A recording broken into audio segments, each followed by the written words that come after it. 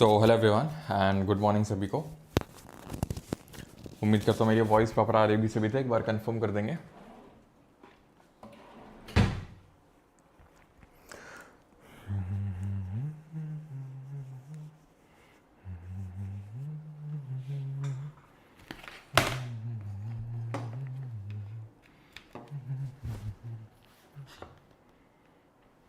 आज जो हम लोग टॉपिक करने वाले हैं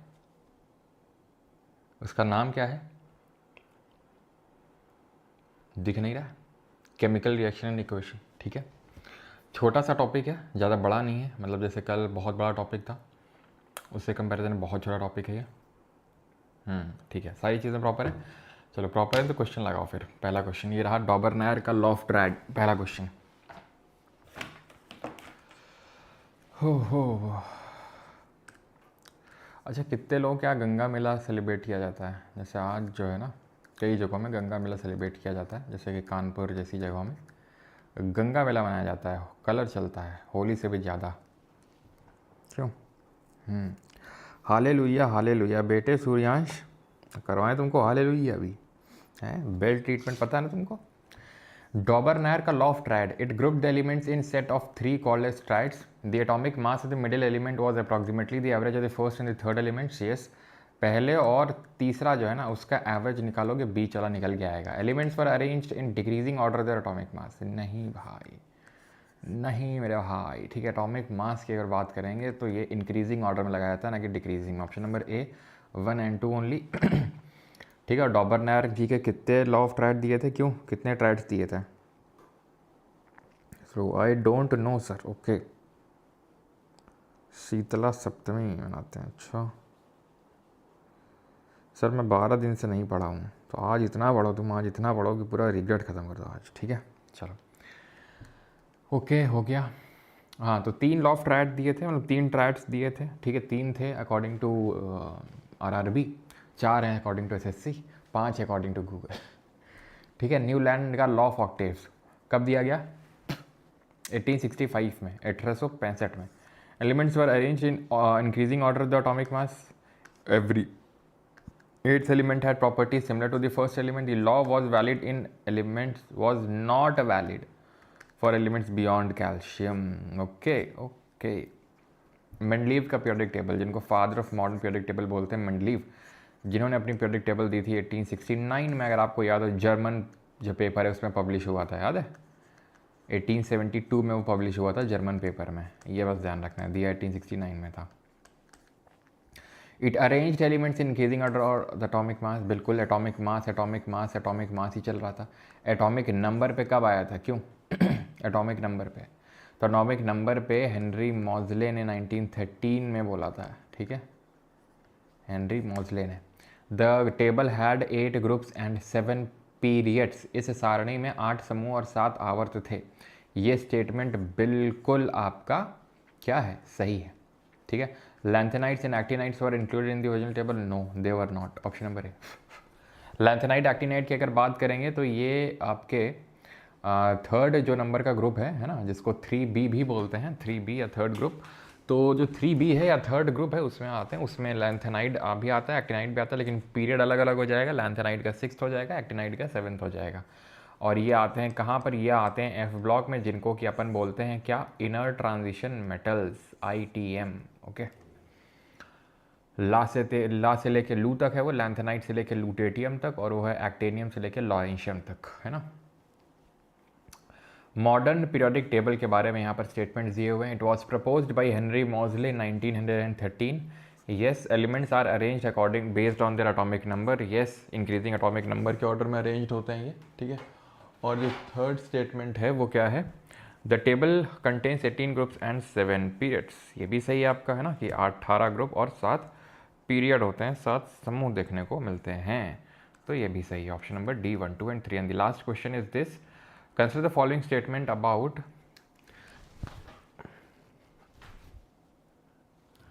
periodic trends. Ionization energy generally increases across a period. तो आयनाइजेशन एनर्जी ले लो, या इलेक्ट्रॉन एफिनिटी ले लो या इलेक्ट्रॉन नेगेटिविटी ले लो, ऊपर से नीचे में डिक्रीज करेंगे, लेफ्ट से राइट में इंक्रीज करेंगे, ये ध्यान रखना है अपने को। तो generally increase across a period, बिल्कुल सही बात है। Ionisation energy decreases down a group, yes it is. Electronegativity generally decreases across a period, no. तीनों, that is ionisation energy, electronegativity and electron affinity, ये तीनों ही डिक्रीज करते हैं down the group and increase करते हैं from left to right across a period. So option number A is the correct answer of this question. Now coming on towards the chemical reaction and equation, यानी रासायनिक अभिक्रियाएं यहाँ पर हम देखने वाले हैं। अभी चैप्टर बहुत इंटरेस्टिंग है। इंटरेस्टिंग क्यों है? क्योंकि वो तो मुझे नहीं पता है, ठीक है, लेकिन हाँ ये पता है कि इंटरेस्टिंग है, ठीक है। तो chemical reaction and equation chapter पे आते हैं, और इंटरेस्टिंग क्यों है तुमको समझ में आ जाएगा अभी, ठीक है। तुमको पता चलेगा आज जो है कि क्यों जो है कैसे सलमान खान जो है सिंगल हुए, ठीक है, कैसे अदला बदली होती है, वो सारी चीज़ें आज आपको समझ में आएंगी, ठीक है। तू समझा? नहीं, तू नहीं समझा। केमिकल रिएक्शन पे आते हैं भी, ठीक है। तो केमिकल रिएक्शन को पहले हम दो कैटेगरी में डिवाइड करेंगे ऑन द बेसिस कि भाई उससे हीट निकल रही कि नहीं निकल रही। तुम लोगों ने जो केमिस्ट्री की लैब होती थी जहाँ की खाली बॉटल्स रहती थी, ठीक है, जहाँ पे तुम मौज मारने जाया करते थे, वहाँ पे टेस्ट ट्यूब भी होती थी। टेस्ट ट्यूब है तो पता नहीं है ना, टेस्ट ट्यूब लेके आते थे, पूरा कोट वोट हमारे स्कूल में था। भाई साहब कोट वोट भी बोलते थे, कोट वोट लेके, मतलब कोट पहन के ही आओगे, ठीक है, तभी घुस पाओगे। अलग ही उनका चलता था। हमारी स्कूल की कॉपी होनी चाहिए तभी होगी, नहीं तो मार खाओगे, ठीक है। कोट होना चाहिए सफ़ेद कलर का, ऐसा फील आता था ना भाई साहब, ओहो साइंटिस्ट टाइप फील आता था भाई साहब। पूरा फट गया था कोट, मुझे याद है, ठीक है। उसमें कुछ तो केमिकल कुछ तो पड़ गया था, वही फट गया था। फटा कोट पहन के जाता था। मम्मी बोलती थी ये कोट अब मैं नहीं दिलाने वाली भाई, फटा है, फटा पहन के जाओ, ठीक है। ये समझ लो जो क्या ब्लैंकेट ही बोलते हैं, ब्लैंकेट नहीं ब्लेजर बोलते हैं, वो जो सर्दी वाला कोट होता है जो स्कूल में पहन के जा जाता था, ठीक है। हमारे यहाँ पे लाल कलर का होता था, तो वो मम्मी ने किसी से, मतलब हम लोगों ने मांगा था किसी से, हमारे यहाँ पे एक थे, ठीक है, थे रिलेशन टाइप में ही, तो उनका लड़का पहले उसी स्कूल में जाता था जहाँ मेरा एडमिशन हुआ, ठीक है। तो वहाँ से मम्मी ने, अब वो तो जाता नहीं, तो उनका कोट भाई ले लिया, ठीक है।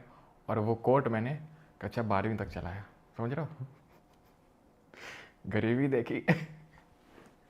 तो खैर यहाँ पे जब भी आपने अगर नोटिस किया हो कभी, अगर आपने रिएक्शन करवाई हो केमिस्ट्री की, भाई मैं केमिस्ट्री लैब से इतनी स्टोरीज जुड़ी है ना, मैं क्या बताऊँ मैं तुम्हें, ठीक है। यहाँ पे इस तरीके से बॉटल्स रखी होती थी, ठीक है। यहाँ हम खड़े हैं, यहाँ उस साइड कोई दूसरा खड़ा है, ठीक है, और बॉटल्स के बीच से ही आदान प्रदान हो रहा है, मतलब बातों का आदान प्रदान हो रहा है, ठीक है। खैर, तो यहाँ पे कुछ भी, जैसे कि कोई भी रिएक्शन करवाई जाती थी, ठीक है, आपने नोटिस किया होगा, या तो टेस्ट ट्यूब बहुत भयंकर गर्म हो जाती थी।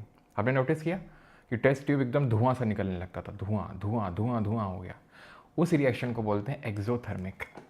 एक्सो का मतलब है निकलना, थर्मिक का मतलब होता है हीट, तो हीट का निकलना इज कॉल्ड एज एक्सोथर्मिक, ठीक है। एक कहानी है, ठीक है, मुझे लास्ट में रिकॉल कराना, नहीं तुम बोलोगे ज़्यादा बातें कर रहे हैं सर, आखिरी में उसको बताएंगे, ठीक है।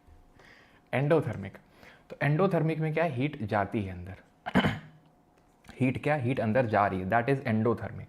एक्सो का मतलब क्या है, हीट निकल रही है, सिंपल। आई थिंक इसमें तो कोई प्रॉब्लम होनी नहीं चाहिए। अभी इसलिए शुरू में पढ़ा है क्योंकि काफ़ी सारी जो हम आगे रिएक्शन देखेंगे उसमें कुछ एक्सो होंगी, कुछ एंडो होंगी, तो आपको पता होनी चाहिए कि भाई एक्सो एंडो का मतलब क्या है ना। ठीक है, चलो। मेरे स्कूल में लैब ही नहीं था, ओहो, नहीं असली गरीबी तो आपने देखी है, नहीं खैर कोई नहीं। तो एक्सोथर्मिक और एंडोथर्मिक पे आते हैं। तो एक्सोथर्मिक में reaction that releases energy from the system in the form of heat. Exo का मतलब आउट हो गया, एंडो का मतलब इन हो गया, हिंदी में लिखा हुआ। ऊष्मा छेपी बोलते हैं एक्सोथर्मिक को, और एंडोथर्मिक को बोलते हैं ऊष्मा शोषी। ऊष्मा शोषी शिशु क्यों बोलते हैं, क्योंकि ऊष्मा का शोषण कर रहा है, मतलब कि उसको अपने अंदर ला रहा है, ठीक है। इस तरीके से याद कर लो, ओके। चलो, तो टाइप ऑफ केमिकल रिएक्शन पे आते हैं। अभी तो हमने on the basis of heat classify किया था। क्लासीफाई तो हम बहुत सारी चीज़ों पे कर सकते हैं, जैसे कि आपने कई सारी रिएक्शन जब हम करवाते थे तो टेस्ट ट्यूब में नीचे कुछ इकट्ठा हो जाता था, याद है आपको, कुछ ऐसे सॉलिड सॉलिड सा जम जाता था, उसको प्रेसिपिटेट बोलते हैं, PPT, डिपॉजिट हो गया। खैर, टाइप ऑफ केमिकल रिएक्शन, रस। भाई साहब मैं पता नहीं केमिस्ट्री लैब में जाता हूँ ना तो मुझे इतने सारे किस्से याद आते हैं, मुझे रोकना पड़ रहा है खुद को। खैर, प्रेसिपिटेट से भी मुझे कुछ याद आ गया। खैर, कॉम्बिनेशन रिएक्शन पे आते हैं। ठीक है, आज तो नॉस्टैल्जिया वाली फीलिंग हो रही एकदम। ठीक है, कॉम्बिनेशन रिएक्शन, संयोजन अभिक्रिया। ठीक है, कॉम्बिनेशन रिएक्शन क्या होती है? तो most combination reaction are exothermic. पहली बात तो ध्यान रखना है कि ज़्यादातर जो कॉम्बिनेशन रिएक्शन होती है एक्सोथर्मिक, लेकिन होती क्या है? कॉम्बिनेशन का मतलब है कंबाइन कर जाना, यानी कि जब दो रिएक्टेंट कंबाइन करके एक सिंगल प्रोडक्ट बनाते हैं तो उसको बोलते हैं कॉम्बिनेशन रिएक्शन। ठीक, दो रिएक्टेंट मिलके एक सिंगल, नहीं सिंगल का आंसर ये अभी तो भैया हीट कोई प्रोडक्ट नहीं है। Heat is not a product. ऐसा नहीं कि हीट को पकड़ के तुम कुछ कर लोगे उसका, वो प्रोडक्ट नहीं है वो। ठीक है, हीट को हम डेल्टा से भी डिनोट करते हैं, ध्यान रखिएगा। तो आई होप समझ आ गया होगा। ये क्या है? क्विक लाइन सर, कुछ नहीं, चूना। जो भुरभुरा चूना होता है, भुरभुरा वाला, एकदम सूखा वाला चूना, देखा तुम लोगों ने? जब पुताई करवाई होगी, कभी ना कभी तो पुताई करवाई होगी, करी होगी, कुछ तो किया होगा, हैं कि जीवन में कुछ नहीं किया हो? तो सफ़ेद वाला जो चूना होता है, पेंटर आता होगा तुम्हारे यहाँ कि तुम करते थे? क्यों, एक सेकंड, क्यों तुम लोग करते थे या बुलाते थे? क्या होता था? आवाज़ में कोई प्रॉब्लम तो नहीं है ना? तो तुम लोग करते थे, बुलाते थे? क्योंकि कई बार होता है ना, मम्मी लोग बोलती है बेटा ये पुरानी वाली बनियाइन है और पहनो, और लग जाओ बेटा ये ब्रुश है, लग तो जाओ जरा, चूना उना मिला। नहीं, अगर ऐसा है तो पहले बता दो। ठीक है, तो तुम्हें फर्स्ट हैंड एक्सपीरियंस होगा, मैं क्या ही बताऊँ तुम्हें। लेकिन नहीं है तो अगर तुम्हें कभी नोटिस किया हो कि जो पेंटर जी आते हैं वो क्या करते हैं, पहले चूना लेते हैं। चूना चूना दीजिए, चूना, बाल्टी। अच्छा, बाल्टी मतलब उनकी ख्वाहिशें ऐसी आती हैं ना कि भैया राजा साहब तो यही हैं। ठीक है, बाल्टी दो उनको पहले, पानी भर के। वो क्या करेंगे, उस पानी भरी बाल्टी में चूना डालते हैं और फिर क्या करते हैं, अपनी शर्ट वर्ट उतारते हैं, बनियान उतारते हैं, थोड़ा मसाला है ना लगा के और एकदम मुंह में फंसा के, all set to go. Actual में पता है वो थोड़ा सा टाइम ले रहे हैं। क्यों? क्योंकि जब चूने को पानी में डाला जाता है ना, तो जो धुआं निकलता है, जो गर्मी निकलती है ना, अगर उसको छू लिया तो फिर दिक्कत हो जाएगी। ठीक है, तैयारी नहीं हो जाएगी, दिक्कत हो जाएगी फिर। क्यों? क्योंकि बहुत भयंकर हीट निकलती है, बहुत ही हाईली एक्सोथर्मिक रिएक्शन होती है, तो इसलिए थोड़ा वेट किया जाता है, आराम से सब्र करके। ठीक है, तो ये है। अब जब वो इस स्लेक्ड लाइम को, यानी कि जो है एक्वस टाइप हो गया, एक्वस है ना पानी, एक्यू का मतलब एक्वस पानी, इसको मारेंगे दीवार पे, और दीवार पे मारने के बाद फिर देखो तुम 1-2 दिन बाद जो शाइन निकल के आती है, वाह मज़ा आ जाता है, एकदम चमक जो आती है। क्यों ऐसा होता है? क्योंकि जो उन्होंने लाइम वाटर मारा ना दीवार पे भी, जो चपकाया ना उन्होंने दीवार पे भी, उसमें जो हमारी एटमॉस्फेरिक CO2 होती है, एटमॉस्फेयर में कितनी CO2 तो ज़रा बताओ, वो धीरे धीरे इससे रिएक्शन करना शुरू कर देती है, इससे चपकना शुरू हो जाती है, और चपक के जो बनाती है ना, और जो चमक आती है ना, ठीक है, वो देखने लायक होती है। कैल्शियम कार्बोनेट की चमक होती है वो। और इसी को बोलते हैं क्या? इसी को बोलते हैं, ध्यान रखना, इसी के अलग अलग नाम हैं। चौक बोलते हैं, मार्बल बोलते हैं, लाइमस्टोन बोलते हैं। तो वही सेम है ये सब कुछ। और कैल्शियम कार्बोनेट जो है, कैल्शियम कार्बोनेट तो है ही है। ठीक है, तो क्विक लाइन क्या है? बुझा हुआ चूना, बुझा है, अभी जला नहीं है, बुझा है, सूखा वाला, पानी डाला, गीला हो गया, और फिर हमारा दीवार पे CO2 जी थी 0.036%, वो चपकना शुरू हो गई, चपक के शाइनी फिनिश दे दिया। वही लिखा है यहाँ पे। कैल्शियम हाइड्रोक्साइड विच इज़ आपका lime water react slowly with CO2 in the air to form a thin layer of calcium carbonate. Shiny finish देता है, वाइट कलर का होता है, और ये 3 नाम होते हैं। ठीक है, अब यहाँ पे पता है एक क्वेश्चन बनता है। क्या बनता है? क्वेश्चन। क्या क्वेश्चन होता है वो? कि कौन सी गैस है that turns lime water milky? क्योंकि ये जो CaCO3 है वाइट या फिर मिल्की है, ये मिल्की कलर का है, दूधिया कलर का है। तो दूधिया कलर कहाँ से आता है? एक्चुअल में CO2 is that gas that turns lime water milky. CDS वालों को बहुत प्यार है इससे, मैं बता रहा हूँ। CDS CAPF मतलब UPSC वालों को, CDS CAPF NDA में बहुत प्यार है इससे इनको। जैसे मान लो तुम UPSC वालों कहीं कभी, जैसे मान लो जो पेपर बनाते हैं उनसे बोल दो gas that turns lime water milky, तुमने वो पिक्चर देखी है जिसमें कि अक्षय कुमार बोलता है पानी, तो राजपाल यादव बोलता है हे और उछलता है। वैसे होता है उन लोगों का हाल, जैसे हम बोलते हैं ना लाइम वाटर टर्न्स मिल्की, तो वैसे रिएक्ट करेंगे वो लोग। भाई बहुत फेवरेट है इनका ये, कौन सी gas turns lime water milky, तो ध्यान रखना CO2। Other examples of exothermic reactions पे आते हैं, ठीक है। ऊष्माक्षेपी अभिक्रियाओं के अन्य उदाहरण क्या हैं? ऊष्माक्षेपी के अन्य उदाहरण यानी एक्सोथर्मिक का मतलब है जहाँ पे हीट निकलती है, ओके। ये है burning of coal, burning of coal हो गया और बर्निंग ऑफ नेचुरल गैस हो गया, ठीक है। ये एक्सोथर्मिक रिएक्शन के एग्जाम्पल है। एक्चुअल में ये अभी थोड़ा सा होल्ड कर दो इसको, क्यों? क्योंकि अभी जो हम देखने वाले हैं, एक सेकंड रुकना, बस थोड़ा सा रुकना, ये थोड़ा सा मुझे आपको पहले पढ़ाने दो, कंबशन इसके बाद थोड़ा सा पीछे आएंगे, ठीक है। कंबशन रिएक्शन, दहन अभिक्रिया। कंबशन का मतलब होता है किसी चीज़ को जलाना, दहन करना। होलिका दहन अभी हुआ था, है ना, तो होलिका दहन हुआ था, होलिका जी जलाई गई थी, दहन, combustion. It is a type of chemical reaction where a substance reacts with oxygen gas releasing energy in the form of light and heat।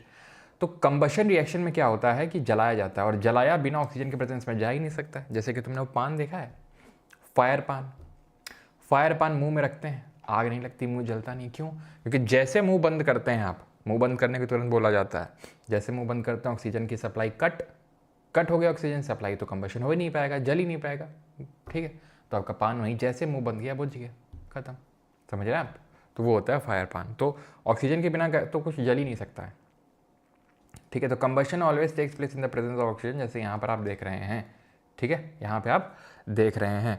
तो कंबशन में आप यहाँ पे देखा, ये बर्निंग ऑफ कार्बन है कि किस तरीके से CO2 और हीट बना, ठीक है। जैसे बर्निंग ऑफ कोल, ठीक है। कंबशन और कॉम्बिनेशन रिएक्शन दोनों का एग्जाम्पल है, क्योंकि अगर आप यहाँ पे देखें तो दो रिएक्टेंट, जो ये एरो होता है, एरो के लेफ्ट साइड में जो लिखा होता है उसको रिएक्टेंट बोलते हैं, और जो राइट साइड में लिखा होता है उसको प्रोडक्ट बोलते हैं, ठीक है, रिएक्टेंट और प्रोडक्ट। तो यहाँ पे आप देखो तो दो रिएक्टेंट कंबाइन करके एक सिंगल प्रोडक्ट बना रहे हैं, तो दैट इज वाई ये क्या हो जाएगा, कॉम्बिनेशन रिएक्शन। और क्योंकि हीट निकल रही है तो एक्सोथर्मिक को तो हो गई, समझ आ रही है आपको बात। नेचुरल गैस है, नेचुरल गैस मेथेन, मेथेन को ही नेचुरल गैस आप बोलते हैं, ठीक है। इस तरीके से ध्यान रखना है। वैसे तो सिर्फ क्या बोलते हैं, मेथेन ही नहीं होती नेचुरल गैस में, लेकिन मेन जो कंपोनेंट होता है वो आपका क्या होता है, मेथेन ही होता है, जिसको कि हम मार्श गैस के नाम से भी जानते हैं, ठीक है। मेनली तो मार्श गैस होता है ये CH4। तब CH4 की अगर बात करेंगे तो इसको जब हीट करवाएंगे, ठीक है, 2O2, तो CO2 और H2O मिलेगा, ठीक है। तो ये क्या है आपकी एक तरीके से कंबशन रिएक्शन, इसको हमने जलाया, ठीक है। इसी तरीके से मैग्नीशियम रिबन, ये रिएक्शन बहुत इंपॉर्टेंट है, ये रिएक्शन जो है बहुत इंपॉर्टेंट है, ठीक है। ये रिएक्शन बहुत इंपॉर्टेंट रिएक्शन है, कॉम्बिनेशन रिएक्शन का एग्जाम्पल है, जहाँ पे दो रिएक्टेंट मिलके एक सिंगल प्रोडक्ट बना रहे हैं। अब इसमें होता क्या है, मैग्नीशियम रिबन को लिया जाता है और जलाया जाता है। यहाँ पर आई थिंक बना नहीं हुआ कहीं पे, लेकिन इस तरीके से है, जैसे कि कोई यहाँ पे लौ है, ठीक है, मान लेते हैं लौ है, और उसी लौ पे सीधे रख दिया जाता है। ऐसा नहीं कि उसको इनडायरेक्टली टेस्ट ट्यूब में डाल के कुछ हीट करा ना, सीधा उसको आग में रख दिया। जब इसको आग में रखते हैं तो ये रिएक्ट करके ये इस तरीके से, जब इसको आग से जलाते हैं ना, तो इसे गिरता सा है, कुछ गिर के यहाँ पर इकट्ठा हो जाता है, वो होता है मैग्नीशियम ऑक्साइड का वाइट प्रेसिपिटेट, PPT प्रेसिपिटेट क्या चीज़ होती है, सॉलिड चीज़ होती है। जब हम किसी रिएक्शन को करवाते हैं तो जो फाइनली प्रोडक्ट बनता है सॉलिड फॉर्म में, उसको हम प्रेसिपिटेट यहाँ पे बोल देते हैं, जो जमा हो जाता है। तो यहाँ पर मैग्नीशियम ऑक्साइड का प्रेसिपिटेट बन गया और हीट निकली, ठीक है, और लाइट निकली, वाइट डैजलिंग लाइट है। तो इसी वजह से एडवाइस किया जाता है कि अगर आप मैग्नीशियम को जला रहे हैं तो एकदम आप बहुत देर तक नंगी आंखों से, यानी कि नेकेड आई से ना देखें, चश्मा लगा के तो काला वाला वो देखें, नहीं तो फिर आप थोड़ा सा अवॉइड कर दें, नहीं तो आपकी आंखें चौंधिया सकती हैं और आपकी डैमेज भी हो सकता है, परमानेंट डैमेज भी हो सकता है, ठीक है। तो magnesium is use in the fire works because it Burns very hot and bright. तो मैग्नीशियम को फायर वर्क्स में भी इसीलिए यूज़ किया जाता है, जो फुलझड़ी वगैरह होती हैं वहाँ पर इसका यूज़ किया जाता है। तो जब जलाया जाता है तो यहाँ पर वाइट डैजलिंग लाइट निकल के आती है, ठीक है।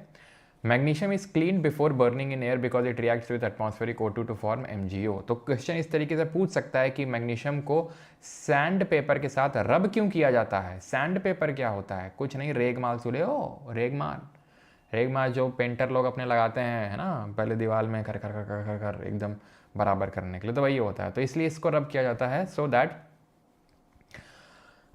ये जिस जो भी MgO वगैरह का डिपॉजिट हो गया है तो वो हट जाए, ठीक है, because it reacts with oxygen to form MgO which prevents further reaction with oxygen. तो वो रिएक्शन होने नहीं देता फिर, इसलिए जब MgE को लेते हैं तो सैंड पेपर के साथ रब कर देते हैं सो दैट कि पहले से कोई MgO अगर इकट्ठा है, डिपॉजिट है, तो वो निकल जावे, ठीक है। तो ध्यान रखना यहाँ पर किस तरीके का प्रेसिपिटेट बनेगा, वाइट प्रेसिपिटेट बनेगा magnesium when reacts with the oxygen, okay. Now respiration is also an exothermic reaction, तो बस ध्यान रखना है रेस्पिरेशन भी हमारी एक्सोथर्मिक होती है। अब ये मत पूछना सर रेस्पिरेशन क्या होता है, बायो भी हम लोग पढ़ के आए और हमने पढ़ा है कि जो हम खाना खाते हैं उससे जो हमें एनर्जी मिलती है ना, ग्लाइकोजन के रूप में जो खाना हमारा स्टोर होता है, उसके बाद फिर इसको ग्लूकोज के रूप में जो कन्वर्ट होता है, फिर ग्लूकोज से जो एनर्जी बनानी होती है हमारी बॉडी को, वो रेस्पिरेशन के थ्रू ही बनती है। डिटेल में हम लोगों ने देखा था, जैसे सांस लिया हमने तो सांस लेने से क्या हुआ, हमारे लंग्स में गया, एल्वेलाई में भरा, एल्वेलाई में एक्सचेंज ऑफ गैसेज हुआ, फिर हार्ट में ऑक्सीजनेटेड ब्लड पहुंचा, फिर ऑर्टा के थ्रू उसने पंप किया, ठीक है, आर्टरीज के through oxygenated blood different body parts तक पहुंचा, हर एक सेल तक पहुंचा, हर एक सेल में बैठा हुआ ग्लूकोज। और ये ग्लूकोज क्या करेगा, ये ग्लूकोज क्या करेगा, ये ग्लूकोज जो है टूट जाएगा, पाइरूवेट में पहले टूटेगा, कहाँ पे, साइटोप्लाज्म में। एक ग्लूकोज मॉलिक्यूल 2 पाइरूवेट मॉलिक्यूल बनाएगा साइटोप्लाज्म में, एंड देन उसके बाद पूरी रिएक्शन माइटोकॉन्ड्रिया में होगी।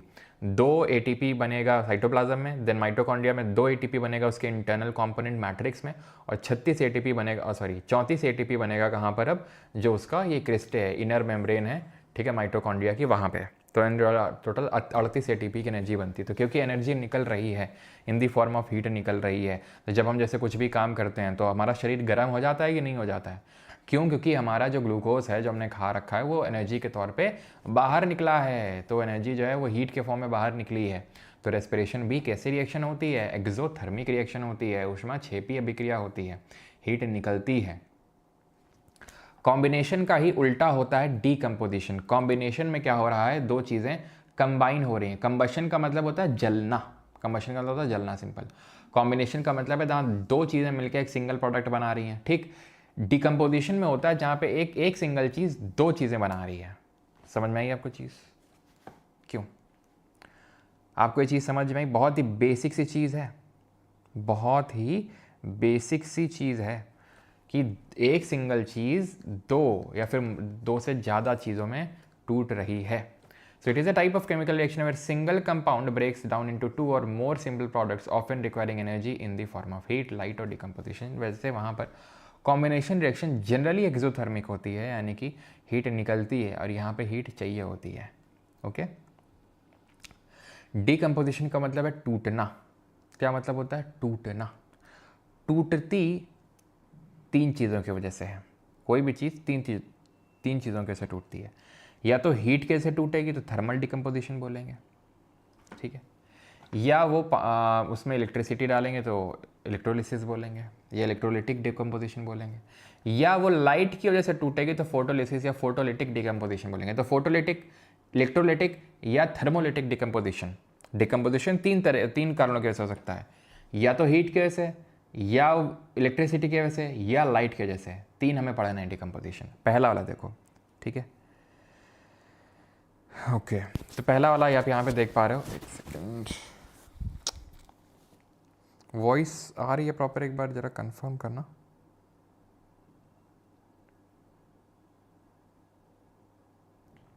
चलो, आई थिंक आ रही होगी। तो ये फेरस सल्फेट है, ठीक है। फेरस सल्फेट का जो कलर होता है वो लगभग ग्रीन के आसपास होता है, लगभग ग्रीन के आसपास, मतलब कहीं ब्लू ग्रीन, कहीं पे लाइट ग्रीन, इस तरीके से लिखा हुआ दिख सकता है, लेकिन आप ग्रीन याद रखना। जब इसको करते हैं हीट, क्या करते हैं हीट, तो क्या होता है, ये Fe2O3, इसका कलर होता है रेडिश ब्राउन,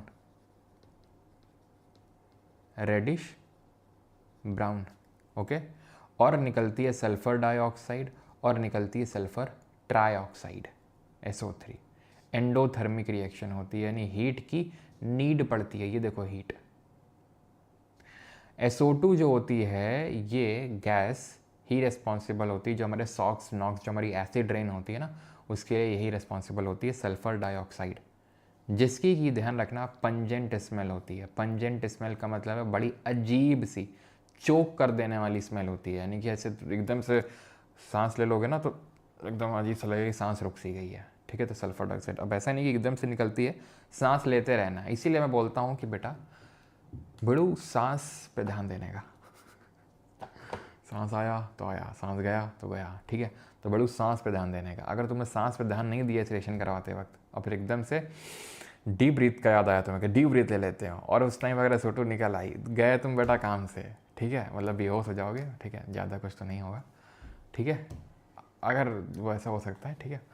तो वो है, इसीलिए जब भी रेशन कराओ हल्की हल्की सांस लेते रहना चाहिए, ठीक है।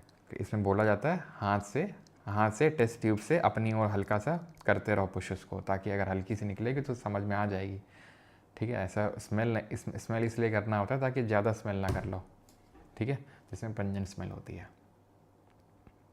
कैल्शियम कार्बोनेट इसी तरीके से कैल्शियम ऑक्साइड क्विकलाइम और CO2 में टूट गया, ठीक है। और ये काफ़ी इंपॉर्टेंट है, जो अगेन थर्मल डिकम्पोजिशन का एग्जाम्पल है, यानी हीट का यूज़ करके तोड़ रहे हैं। ये होगा वो लेड नाइट्रेट का होगो, लेड नाइट्रेट होगो, ठीक है। इसको जब हम हीट करेंगे तो बनेगा लेड ऑक्साइड और बनेगा नाइट्रोजन डाइऑक्साइड के ब्राउन फ्यूम्स निकलेंगे, भूरी भूरी झाग निकलेगी बेटे। ये क्वेश्चन बहुत पूछा जाता है, इसको ऐसा रट्टा मारना कि क्या बताऊँ मैं तुम्हें, अपना मोबाइल नंबर भूल जाए लेकिन ये मत भूलना, ब्राउन फ्यूम्स ऑफ NO2, ठीक है। जब तुमने, हो सकता है आप में से काफ़ी लोगों ने रिएक्शन करवाई भी हो, ऐसे झाग सी गैस निकलती, झाग सी या फिर धुआं सा निकलता है, काला काला, पूरी टेस्ट ट्यूब अंदर से काली हो, मतलब भूरी हो जाती है, मतलब काली टाइप ब्राउन फ्यूम्स निकलते हैं। लेड नाइट्रेट का जो ओरिजिनल कलर होता है ये वाइट होता है, ठीक है, वाइट। और ये जो लेड ऑक्साइड होता है ना, ये आपका येलो कलर का रेजिड्यू बनता है, येलो कलर का रेजिड्यू या PPT बोल लो। और नाइट्रोजन डाइऑक्साइड के ब्राउन फ्यूम्स, और कौन सी गैस निकल रही है, O2, इग्नोर मत करो O2 को, इसी के वजह से जीवन चल रहा है, ठीक है। तो NO2 के ब्राउन फ्यूम्स निकलते हैं, बहुत इंपॉर्टेंट रिएक्शन है, एकदम रट्टा मार लेना, बता रहा हूँ, ठीक है। अब आते हैं इलेक्ट्रोलिसिस पे। इलेक्ट्रोलिसिस का मतलब क्या होता है कि बिजली डाल के पानी को तोड़ दिया। पानी क्या है, H2O है, पानी क्या H2O है। अब जब हमने इसको इलेक्ट्रोलिसिस करवाया, ठीक है, इसमें इलेक्ट्रिसिटी कंडक्ट करवाई, पहली बात तो मैं ये बता दूं मैं कि जब प्योर वाटर होता है, pure water, it is a bad conductor of electricity. इसलिए इस रिएक्शन में अपने को क्या करना पड़ता है, इस रिएक्शन में अपने को एक काम करना पड़ता है कि थोड़ा सा एसिड डाल देना होता है, लाइक HCl टाइप, तो एसिडिफाइड वाटर हो गया। इससे क्या होता है कि इलेक्ट्रिसिटी कंडक्ट होनी शुरू हो जाती है। क्यों? क्योंकि आयंस बन गए, बिना आयंस की इलेक्ट्रिसिटी कंडक्ट नहीं होती। इसीलिए जो प्योर वाटर है, डिस्टिल वाटर है, ये इलेक्ट्रिसिटी कंडक्ट नहीं करते हैं, ठीक है। आप RO का वाटर ले लो, इलेक्ट्रिसिटी कंडक्ट नहीं करेगा। लेकिन अगर आप वहीं पे नॉर्मल पानी है ना, जो घरों में आता है नॉर्मल, बिना प्योरीफाई हुए, वो इलेक्ट्रिसिटी कंडक्ट करता है। क्योंकि उसमें एक इम्प्योरिटीज़ देखने को मिलती है, जैसे आपको मैग्नीशियम हो गया, कैल्शियम हो गया, तो वो इलेक्ट्रिसिटी कंडक्ट कर देती हैं आयंस बना के, ठीक। तो यहाँ पर आप देख सकते हैं कि पानी है, पानी को जब हमने इलेक्ट्रिसिटी करवाया तो कैथोड में H2 मिलेगी, हाइड्रोजन मिलेगी, और एनोड में O2 मिलेगी। ध्यान ये रखना है कि H2 gas collected is double the amount of O2। जो कैथोड में हाइड्रोजन मिलेगी वो ऑक्सीजन की डबल मिलेगी। कैसे याद रखेंगे, क्योंकि जो H2O होता है उसमें आप देख लो H2O कैसे बनता है, पानी का एक मॉलिक्यूल कैसे बनता है, जब 2 हाइड्रोजन आएंगे और 1 ऑक्सीजन आएंगे। तो ऐसे याद करो, H2 गैस जो होती है, H2O डबल में होगी एज कम्पेयर टू O2, ठीक है। क्लियर है? क्लियर है यहाँ तक? किसी को कोई प्रॉब्लम तो नहीं है?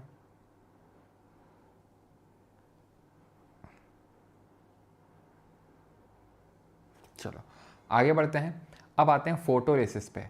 फोटोलिसिस का मतलब है प्रकाश अपघटन या फोटोलिटिक डिकम्पोजिशन। अभी हमने थर्मोलिटिक देखा, फिर उसके बाद हमने इलेक्ट्रोलिटिक देखा, अब आते हैं फोटोलिटिक।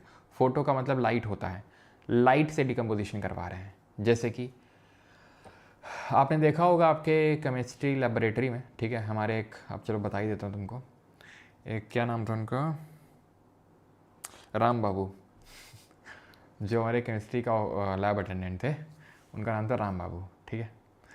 काफ़ी ज़्यादा मतलब वो ऐसे टाइप रहते थे, राम बाबू जी वो दे दीजिए, क्या दे दो हैं, उसमें करो ना, ऐसा टाइप होता था। सच बता रहा हूँ, इससे भी मतलब हम लोग ऐसे, राम बाबू जी वो एक क्या दे दीजिए, क्या केमिकल दे दीजिए, जो है उसे करो ना। मतलब ऐसा नहीं था कि हम लोग डरते थे, ठीक है, जिस तरीके से उनका बोलने का या फिर जैसा भी था, मतलब हम लोग थोड़ा, एक बार काफ़ी भयंकर लड़ाई हो गई थी। अब तुम लोगों को क्या ही मैं रिलेट कराऊँ, ठीक है। अगर मेरे क्लासमेट अभी कोई होता ना, वो लड़ाई सुन के बहुत जोर का हंसता। भाई जो लड़ाई हुई थी एक बार एक स्टूडेंट था, वो उसके उसके ईगो पे लग गई, कुछ मांगने गया, ऐसे ही बोला वो। फिर जो लड़ाई हुई ना, सच बता रहा हूँ भाई, मज़े आ गए, मतलब पूरी क्लास को मज़े आ गए। हमने 2-3 हफ्ते भर उसी चीज़ पे एंजॉय किया पूरी क्लास ने। और भाई लड़ाई पिटाई हुई भाई, राम बाबू वर्सेस वन स्टूडेंट। और फिर जो हमारे वाले केमिस्ट्री के टीचर थे उनको बीच बचा हो गया। खैर, सिल्वर क्लोराइड में क्या हो रहा है, हाँ तो मैं क्या बोल रहा था कि काफ़ी सारी आपने देखा होगा जो बॉटल्स हैं उनको ऐसे लपेट के रखा जाता था, है ना, न्यूज़पेपर में या फिर एकदम संजो के, सो दैट कि कहीं रिएक्शन न कर जाए, किससे, लाइट से, ठीक है। तो उनमें से सिल्वर क्लोराइड और सिल्वर ब्रोमाइड भी होता है। सिल्वर क्लोराइड जो कि वाइट कलर का होता है, अगर इसमें फ़ोटो यानी कि लाइट पड़ गई, कहीं से भी लाइट आ गई तो ये टूट जाता है। और फिर क्या करता है, बोलता है कौन सा गाना गाता है, कौन सा गाना गाएगा तुम बताओ। तो 2Ag + Cl2, यानी कि सिल्वर यहाँ पे ग्रे कलर का, आपको पता है ना सिल्वर चांदी जिसके भाव आजकल बहुत बड़े हुए हैं, बड़े नहीं बहुत बड़े हुए हैं, ग्रे कलर की होती है चांदी, तो ग्रे कलर का मिल जाएगा। और क्लोरीन जो कि क्या है, येलोइश ग्रीन कलर, कल मैंने बताया था, जिसको कि डिसइंफेक्टेंट एजेंट के तौर पे भी यूज़ करते हैं, है ना, पानी को प्योर करने के लिए। तो येलो ग्रीन कलर की ये गैस होती है, कौन सी, क्लोरीन।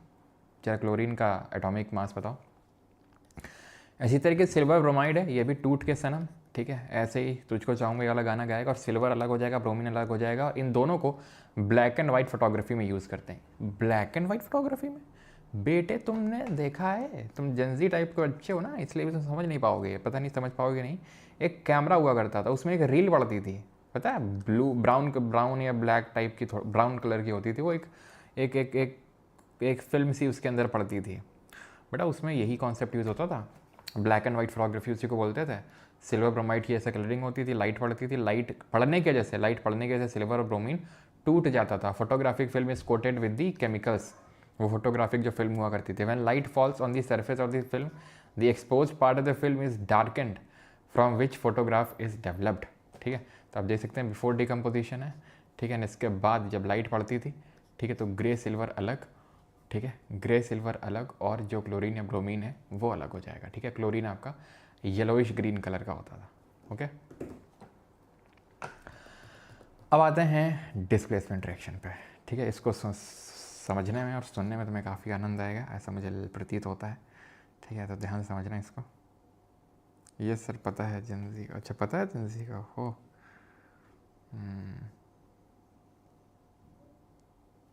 हमारा सारा लैब का सामान तो एक्सपायर रहता था, ओके। चलो तो डिस्प्लेसमेंट रिएक्शन पे आते हैं। अच्छा खैर क्या ही बोलो, लेकिन दुख होता है यार, मतलब इतने लोग देख रहे हैं और फिर वो कभी बोला नहीं है मैंने, तुम समझ गए हो मैं किसकी बात करूँ, लेकिन कोई नहीं, ठीक है, सह लेंगे। डिस्प्लेसमेंट रिएक्शन पे आते हैं, विस्थापन अभिक्रिया पे आते हैं। विस्थापन का मतलब होता है डिस्प्लेस कर देना किसी को, ठीक है, डिस्प्लेस कर देना, हटा देना किसी को अपने स्थान से।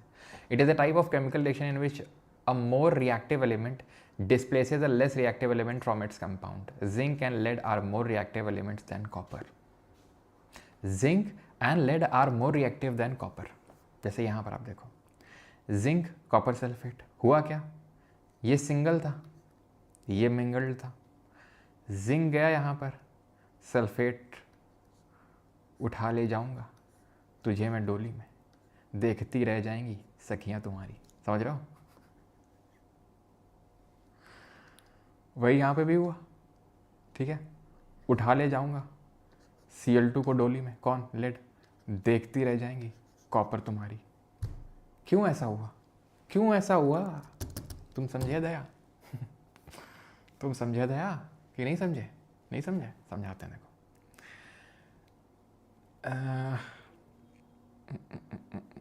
जैसे चलो ये भी देख लो, फिर आके तुम्हें समझाते हैं, ठीक है।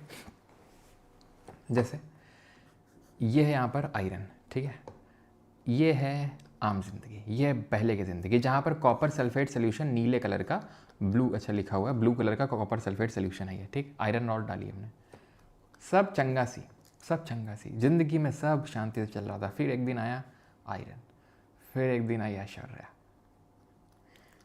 ठीक है। तो फिर क्या हुआ, ये आयरन ने सल्फेट के साथ मिंगल हो गया और कॉपर सिंगल हो गया। तो एक्चुअल में ये जो ब्लू कलर था कॉपर सल्फेट सोल्यूशन का, वो अब ग्रीन बन गया है पूरा आयरन सल्फेट के जैसे। तो इससे हमें पता चलता है कि किस तरीके से आयरन ने कॉपर को कॉपर सल्फेट से डिस्प्लेस कर दिया, और बेचारा जो कॉपर है वो इस आयरन नेल के ऊपर धीरे धीरे धीरे धीरे धीरे धीरे धीरे धीरे धीरे धीरे धीरे धीरे धीरे डिपॉजिट हो जाता रहेगा। ठीक है, तो कॉपर मेटल आयरन नेल पे डिपॉजिट हो गया और ये आयरन सल्फेट का ग्रीन सोल्यूशन बन गया। अब ऐसा होता क्यों है? क्योंकि एक रिएक्टिविटी सीरीज होती है। रिएक्टिविटी सीरीज की अगर हम बात करें अभिक्रियाशीलता श्रेणी की, ठीक है, तो ये रिएक्टिविटी सीरीज में ऊपर सबसे रिएक्टिव होता है, नीचे सबसे कम रिएक्टिव होता है। यानी ऊपर से नीचे जैसे आप जाते जाएंगे तो रिएक्टिविटी डिक्रीजेस, लिखा हुआ है यहाँ पे कि रिएक्टिविटी डिक्रीज होती जाएगी, यानी कि जो अभिक्रियाशीलता है वो घटती जाएगी। यानी potassium would be more reactive than sodium, would be more reactive than calcium, calcium would be more reactive than magnesium, more reactive than aluminium, इस तरीके से। यानी जैसे लेड है वो कम रिएक्टिव होगा कि ज़्यादा रिएक्टिव होगा? आयरन से कम रिएक्टिव होगा क्योंकि नीचे है। तो जितना नीचे होगे तुम उतना ही तुम कम रिएक्टिव होगे, सिंपल। और उतने ही ज़्यादा चांसेस हैं, या फिर मान लो कि तभी चांस बन पाएगा अगर आप ऊपर हो किसी से। लाइक फॉर एग्जाम्पल, अब मान लो तुम, ये कॉपर है, ये सल्फेट है, ठीक है। कॉपर महीने का 1 लाख कमाता है, सल्फेट भी लाइक ओहो 1 लाख कमाते हो, आओ जल्दी आओ। अब अगर आयरन को कॉपर को हटाना है तो 1 लाख से ज़्यादा कमाना पड़ेगा कि नहीं कमाना पड़ेगा? नहीं तुम मुझे बताओ, कमाना पड़ेगा कि नहीं कमाना पड़ेगा 1 लाख से ज़्यादा? अभी कमाता है महीने का 30,000, कॉपर को डिस्प्लेस कर पाएगा क्या? नहीं, क्योंकि सल्फेट ऑलरेडी खुश है उसमें कॉपर के साथ। वो तभी डिस्प्लेस कर पाएगा जब ये महीने का मान लो 2 लाख कमाता है, समझ रहे हो तुम, कॉपर से ज़्यादा। यानी कि कॉपर से ज़्यादा रिएक्टिव होना चाहिए। यानी कि जिस भी मेटल को, अगर किसी मेटल को दूसरे वाले को डिस्प्लेस करना है तो ऊपर होना पड़ेगा उससे रिएक्टिविटी सीरीज में। जैसे कि यहाँ पे आयरन और कॉपर सल्फेट है, तो आयरन ऊपर है सर कॉपर से, इस वजह से डिस्प्लेस कर पाए। अब तुम सोचो कॉपर को तुम आयरन सल्फेट, जैसे मैं मान लूँ आयरन सल्फेट का सोल्यूशन लूँ, आयरन सल्फेट का सोल्यूशन लूँ ये ग्रीन वाला, और इसमें डिप कर दूँ, तो ये रिएक्शन होगी ही नहीं। ठीक है, जैसे कि तो नहीं समझ में आया जिसको, उसके लिए ये पानी कहाँ गया मेरा?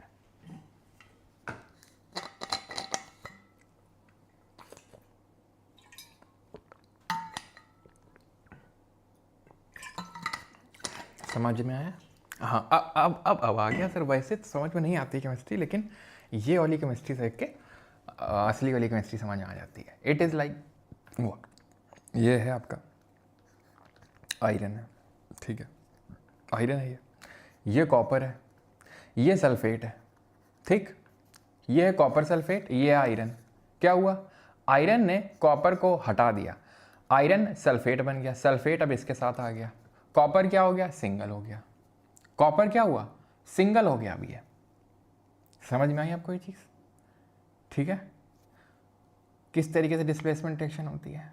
एक बंदा सिंगल हो जाता है, दूसरा वाला मिंगल हो जाता है।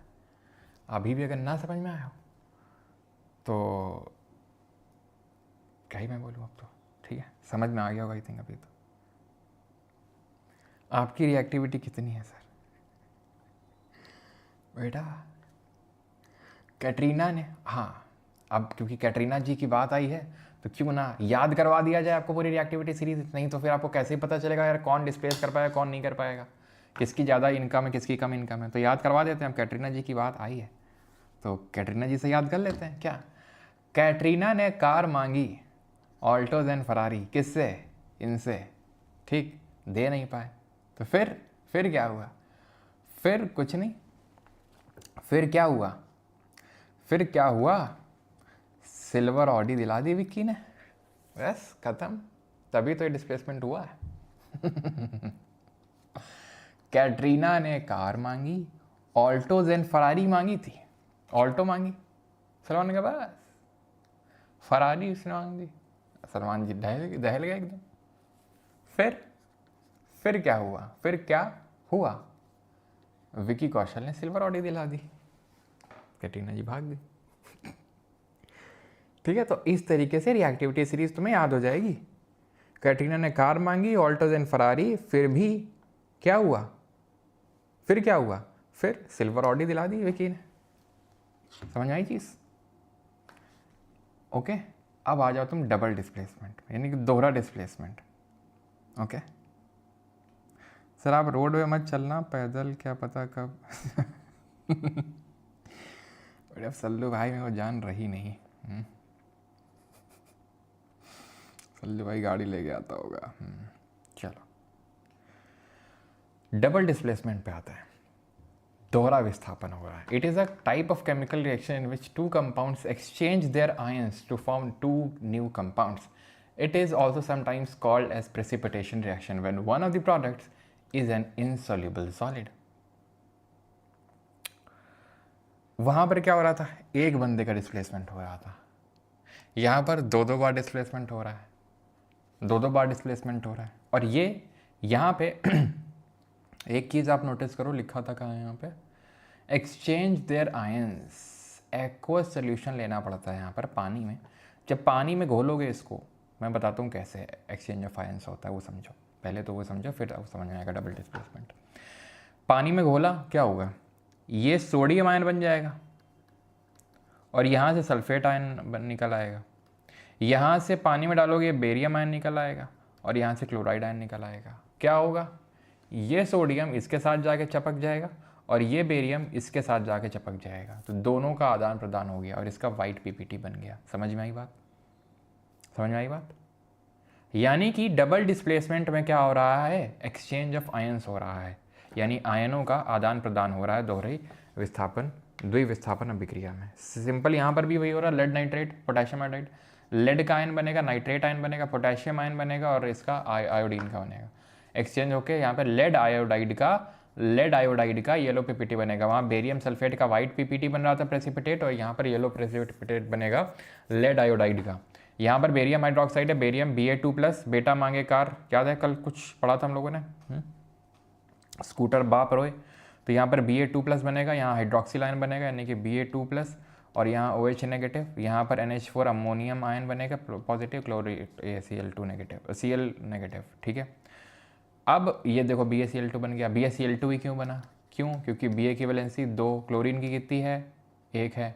ठीक है, तो 2 Cl के पास जाएगा, 1 इसके पास जाएगा। कल फॉर्मूला लिखना सिखाया था, तो BaCl2 और NH4OH। नहीं आया समझ में, नहीं आया समझ में, देखो अभी आया क्या,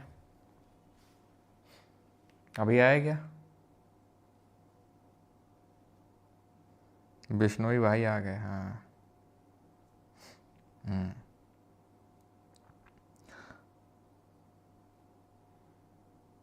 डिफेंस वालों के लिए कुछ करें प्लीज़, मामा सकूनी। अच्छा सलमान भाई हिरन ना समझ लें ठीक है, समझ में आ गया आपको डबल डिस्प्लेसमेंट किस तरीके से हुआ।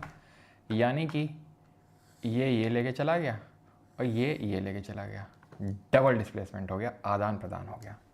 ठीक है, ऑलराइट, ख़त्म हो गई सारी रिएक्शंस। अभी नहीं, कुछ रिएक्शंस बाकी हैं, फिर ख़त्म हो जाएगा चैप्टर। अभी यहाँ तक समझ में आ गया आपको।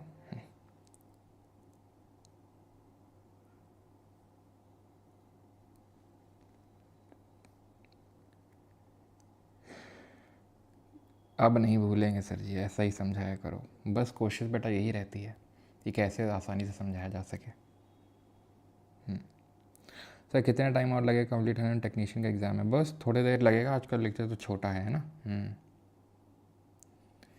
सर आज मेरी गर्लफ्रेंड का बर्थडे है, वो भी आपसे पढ़ती है, हैप्पी बर्थडे पीहू, विश कर दीजिए। अच्छा बेटा, चलो हैप्पी बर्थडे पीहू जी, पढ़ाई पे ध्यान लगाएं अभी। ऑक्सीडेशन रिएक्शन, ऑक्सीकरण अभिक्रिया। तो oxidation reaction is the addition of oxygen and removal of hydrogen. Simple straightforward definition. क्या बोलेंगे, ये आखिरी है बस, ख़त्म, इसका कुछ है नहीं। ठीक है, ख़त्म है सच में, तो ध्यान समझ लो इसको। ऑक्सीडेशन का मतलब है ऑक्सीजन का आना या हाइड्रोजन का जाना, ऑक्सीजन का आना या हाइड्रोजन का जाना। गजब ढा गया। ठीक है, तो यहाँ पर आप देखो क्या हो रहा है, ऑक्सीजन आ रहा है ठीक है, तो पहले तो तुम ये ध्यान रखो कि ऑक्सीडेशन का मतलब ऑक्सीजन का आना और हाइड्रोजन का जाना। समझ में आई चीज़। रिडक्शन रिएक्शन क्या होती है, reduction reaction is removal of oxygen या फिर एडिशन ऑफ हाइड्रोजन, यानी उसका उल्टा। वहाँ ऑक्सीजन आ रहा था या हाइड्रोजन जा रहा था, यहाँ ऑक्सीजन जा रहा है या हाइड्रोजन आ रहा है। ठीक है, क्लियर है ध्यान से अब यहाँ पर फोकस खोना नहीं, क्योंकि आखिरी है और बस इसी में थोड़ा सा तुमको वो हो सकता है, नहीं तो और कुछ दिक्कत वाली बात है नहीं। ध्यान से अब तुम मुझे बताओ, रिडक्शन का मतलब है ऑक्सीजन का जाना या हाइड्रोजन का आना, ठीक है। ऑक्सीजन का जाना, ऑक्सीजन किसके पास है, तो ऑक्सीजन चला गया। अब भाई जिसके पास ऑक्सीजन नहीं है उसके पास जाएगा कहाँ से? मान लो मेरे पास पैसा है ही नहीं, मैं गरीब हूँ, ठीक है, मेरे पास पैसा नहीं है, तो मेरे पास पैसा जा कैसे सकता है मेरे से? बहुत ही सोचने वाली बात है कि रिमूवल ऑफ ऑक्सीजन जहाँ होता है उसको बोलते हैं रिडक्शन हो गया। तो ऑक्सीजन कहाँ है? यहाँ है ना, तो इसी का रिडक्शन होगा ना, इसका थोड़ी ना हो जाएगा, इसका थोड़ी ना हो जाएगा, सिंपल। और अगर इसका रिडक्शन हो रहा है तो इसका ऑक्सीडेशन हो रहा होगा। और ऐसी रिएक्शन जहाँ दोनों हो रहा होता है, रिडक्शन भी ऑक्सीडेशन भी, उसको बोलते हैं क्या? Redox reaction. जिसका रिडक्शन हो रहा है, जहाँ पे रिडक्शन हो रहा है, जहाँ पे रिडक्शन हो रहा है उसी को बोलते हैं ओहो, देखो, जिसका रिडक्शन हो रहा है उसको बोलते हैं ऑक्सीडाइजिंग एजेंट। जिसका रिडक्शन होता है उसको बोलते हैं ऑक्सीडाइजिंग एजेंट या ऑक्सीडेंट, बात एक ही होती है। और जिसका ऑक्सीडेशन होता है, ऑक्सीडेशन मतलब ऑक्सीजन का आना या हाइड्रोजन का जाना, उसको बोलते हैं रिड्यूसिंग एजेंट। समझ में आई बात? यानी या रिडक्टेंट बोलते हैं। यानी कि आपको समझने की आवश्यकता यह है कि जिसका हो रहा है ऑक्सीडेशन वही कौन है? वही है रिड्यूसिंग एजेंट। और जिसका हो रहा है रिडक्शन, ठीक है, जिसका हो रहा है रिडक्शन वही क्या है? Oxidising agent. एक ही है, दोनों अलग अलग नहीं है। समझ में आई चीज़? ठीक, बेसिक सी चीज़ है। रेडॉक्स क्या है? जहाँ पे रिडक्शन ऑक्सीडेशन दोनों हो रहा हो, जैसे कि ये रिएक्शन थी, रिडक्शन ऑक्सीडेशन दोनों एक ही रिएक्शन में हो रहा है। Is a chemical process in which electrons are transferred between the chemical substances. देखो जो बेसिक आप एनसीईआरटी वगैरह में देखोगे, बेसिक टेक्स्ट बुक में यही लिखा हुआ है जो मैंने आपको अभी बताया। रिडक्शन इज ऑक्सीजन का जाना या हाइड्रोजन का आना, ऑक्सीडेशन इज ऑक्सीजन का आना या हाइड्रोजन का जाना, सिंपल। थोड़ा सा आप जैसे आप 11th लेवल पे आते हो तो वहाँ पर ट्रांसफ़र ऑफ इलेक्ट्रॉन्स की बात आने लगती है, ठीक है। तो वो बेसिक जो चीज़ है वो तो आपको समझ में आ गई होगी, बेसिक सी चीज़ थी। ऑक्सीडेशन क्या होता है, रिडक्शन क्या होता है। जहाँ ऑक्सीडेशन हो रहा होता है जिसका, वो रिड्यूसिंग एजेंट के तौर पे काम करता है। जिसका रिडक्शन हो रहा होता है वो ऑक्सीडाइजिंग एजेंट के तौर पे काम करता है। बट इलेक्ट्रॉन्स का ट्रांसफर किस तरीके से कहाँ पे होता है वो देखने की आवश्यकता थोड़ी सी। In redox reaction one substance being oxidised losing electrons and another being reduction gaining electrons, यानी कि यहाँ पर लॉस और गेन हो रहा है इलेक्ट्रॉन्स का। The oxidised substance is called as reducing agent since it facilitates by donating electrons, while reduce substance is called as oxidising agent. जो अभी मैंने आपको बात समझाई, ये स्पाइडरमैन वाली, ये वही तो है, ये वही लिखी हुई है कि जो उसका ऑक्सीडेशन होगा वो रिड्यूसिंग एजेंट के तौर पे काम करेगा, बिकॉज वो इलेक्ट्रॉन्स डोनेट करेगा। तो यानी कि जहाँ पर ऑक्सीडेशन हो रहा होगा वहाँ पर इलेक्ट्रॉन्स का लॉस हो रहा होगा, और जहाँ पर रिडक्शन हो रहा होगा वहाँ पर इलेक्ट्रॉन्स का गेन हो रहा होगा, गेनिंग हो रही होगी इलेक्ट्रॉन्स की, ठीक है। तो जैसे कि यहाँ पे आप देख सकते हैं, ठीक है। अब ये +4 +6 क्या है? तो एक्चुअल में ये ऑक्सीडेशन स्टेट होती है। कैसे निकालते हैं? जैसे मान लो इसका सल्फर का ऑक्सीडेशन स्टेट हमने x मान लिया। ऑक्सीजन की वैलेंसी कितनी होती है? -2 होती है, ठीक है, -2 होती है। क्यों? -2 ही होती है ना, तो यहाँ पर मैंने प्लस लगाया, और ये ऑक्सीजन की कितनी होती है? -2, तो -2 × 3, ये 3 ऑक्सीजन है, और नेट चार्ज कितना है पूरे इस आयन पे? -2, तो x माइनस कितना हो जाएगा? x = 4 आ गया यहाँ पर, 4 ऑक्सीडेशन स्टेट। यहाँ पे निकालेंगे क्या हो जाएगा? 6 ऑक्सीडेशन स्टेट यहाँ पे निकल के आएगी, ठीक है। तो यहाँ पर क्या हो रहा है? ऑक्सीडेशन हो रहा है, ठीक है। ये मत सोचना कि यहाँ पर इलेक्ट्रॉन्स गेन हो रहे हैं, इलेक्ट्रॉन्स एक्चुअल में यहाँ पे लूज़ हो रहे हैं। ऑक्सीडेशन स्टेट बढ़ रही है तो ऑक्सीजन यहाँ पे, सॉरी, इलेक्ट्रॉन्स यहाँ पे लूज़ हो रहे हैं। यहाँ पर ऑक्सीडेशन स्टेट घट रही है, मतलब यहाँ पे इलेक्ट्रॉन्स का गेन हो रहा है। जहाँ पे इलेक्ट्रॉन्स गेन होते हैं वहाँ पे रिडक्शन होता है। अब अगर इसका ऑक्सीडेशन हो रहा है तो रिड्यूसिंग एजेंट के तौर पे काम कर रहा होगा, और अगर इसका रिडक्शन हो रहा है तो ऑक्सीडाइजिंग एजेंट के तौर पे काम कर रहा होगा।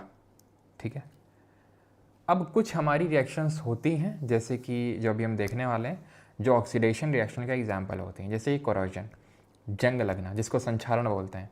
सो corrosion is a process of deterioration of metal as a result of its reaction with air और वाटर सराउंडिंग इट। संक्षारण अपने आसपास के वातावरण में उपस्थित वायु व जल के अभिक्रिया के परिणाम स्वरूप धातु के खराब होने की एक प्रक्रिया है। आपने ऑब्जर्व किया होगा कि अगर आप कुछ लोहे का सामान रख दो बाहर में और उसमें अगर हल्का बहुत पानी वगैरह पड़ जाए, खासकर बरसात के टाइम पे जल्दी होता है, ज़्यादा होता है कि आयरन की कोई भी चीज़ होती है लोहे की, उसमें जंग लग जाती है। किस कलर की लगती है? रेडिश ब्राउन कलर की लगती है, और वो एक्चुअल में कुछ और नहीं, हाइड्रेटेड आयरन ऑक्साइड होता है। यानी उसमें ऑक्सीजन भी चिपक गया है जो एटमॉस्फेयर में प्रेजेंट था, ठीक है, और उसमें पानी भी चिपक गया है। ये एक्स का क्या है? एक्स मतलब कितने भी वाटर मॉलिक्यूल हो सकते हैं, 2 3 इस तरीके से। तो वाटर अगर उसमें चिपक गया और ऑक्सीजन चिपक गया तो हाइड्रेटेड आयरन ऑक्साइड बन जाएगा, और वही होती है आपकी क्या, जो जंग लगती है आयरन मेटल के ऊपर। कैसे प्रिवेंट करते हैं ये देख सकते हैं, ये एकदम बढ़िया आयरन है और इसमें जंग लगी आयरन है ना, रेडिश ब्राउन कलर की कोटिंग इसमें चढ़ गई है। कैसे? ये जो आयरन की ये जो कोरोजन होता है, आयरन में जो कोरोजन होता है उसको रस्टिंग बोलते हैं। आयरन के जब लोहे का संक्षरण होता है तो उसको जंग लगना बोलते हैं। तो उस टाइम पे लोहे के अणु ऑक्सीजन के अणुओं के साथ अभिक्रिया करके आयरन ऑक्साइड बना लेते हैं। Iron molecule reacts with oxygen molecule to form iron oxide. Rust is a reddish brown flaky substance that forms on the surface of the iron. Technically, a rust is hydrated iron oxide. Hydrated iron oxide. अब iron की valency 2 भी हो सकती है, 3 भी हो सकती है, हमने देखा था। ट्रांजिशन मेटल है, जनरली ट्रांजिशन मेटल की हमें वेरिएबल वैलेंसी देखने को मिलती है, यानी 1 से ज़्यादा। तो आयरन की 2 भी होती है, 3 भी होती है। तो हाइड्रेटेड आयरन 3 ऑक्साइड है whose chemical formula is Fe2O3.XH2। Corrosion of iron is commonly known as rusting, जो मैंने आपको बताया। इसी तरीके से कॉपर में भी होती है। आपने अगर देखा हो तो घर में जो कॉपर के यूटेंसिल्स होंगे, यानी बर्तन वगैरह होंगे, कुछ भी तांबे की चीज़ होगी, उसमें धीरे धीरे धीरे धीरे अगर आप देखोगे, ढंग से अगर साफ़ नहीं करोगे तो कॉपर कार्बोनेट यानी ग्रीन कलर की कोटिंग चढ़ने लगती है। ठीक है, जैसे मम्मी है, ठीक है, मुझे पता नहीं, कुछ तो वो नींबू वींबू डाल के ढंग से टाइम टाइम पे साफ़ करती रहती हैं, तो काफ़ी ज़्यादा साफ़ रहते हैं। मतलब एक जैसे हमारा जग है तो वो कॉपर का है तो वो काफ़ी क्लीन रहता है। ठीक है, तो जब कोई आता है तो मम्मी से पूछता कि आपको इतना साफ़ कैसे है, तो मम्मी फिर उनको टेक्निक बताती हैं, लाइक कि भाई नींबू वींबू से उसको साफ़ करो। खैर उस क्यों साफ़ करना होता है वो हम आगे देखेंगे, लेकिन अभी के लिए ये आप देखो, समझो कि जो कॉपर है आपका, ठीक है, कॉपर जो कॉपर कलर का होता है, तांबे कलर का होगा, ठीक है, आपको पता है तांबे कलर कैसा होता है। अगर if it is expose to हवा और पानी, ठीक है, और CO2, तो ये कॉपर कार्बोनेट की ग्रीन कोटिंग चढ़ा देगा। आप सब ने ये स्टैच्यू ऑफ लिबर्टी ज़रूर देखा होगा। कितने लोगों ने देखा है? कितने लोग ऐसे जिनको पता ही नहीं है स्टैच्यू ऑफ लिबर्टी क्या चीज़ होती है? 1876 में जब ये बनाई गई थी तो एक्चुअल में इसका कलर ऐसा नहीं था भाई, इसका कलर ऐसा था, पता है तुम्हें? 1876 में जब ये बनाई गई थी स्टैच्यू ऑफ लिबर्टी, तब ये 1876 में ऐसा था। किसने बनाया था? फ्रांस ने बनाया था। फिर इसको गिफ्ट कर दिया गया था टू USA, अमेरिका को इसको गिफ्ट किया गया था 1885 में, 1885 में, जिस साल कांग्रेस बनी थी। न्यूयॉर्क में देखने को मिलेगी आज ये तुमको प्रतिमा, और वो कुछ इस कलर की देखने को मिलेगी। तो ये तांबे कलर से ऐसा कलर क्यों हो गया? क्योंकि एक ग्रीन कलर की कॉपर कार्बोनेट की कोटिंग चढ़ गई है। समझ में आई चीज़? ठीक है, तो स्टैच्यू ऑफ लिबर्टी नहीं बच पाया तो हमारे घर के यूटेंसिल्स कैसे बच पाएंगे? वो तभी बच पाएंगे जब नींबू से रगड़ाई होगी। ठीक है, सो कॉपर मेटल पीतांबरी से अच्छे से साफ हो जाता है।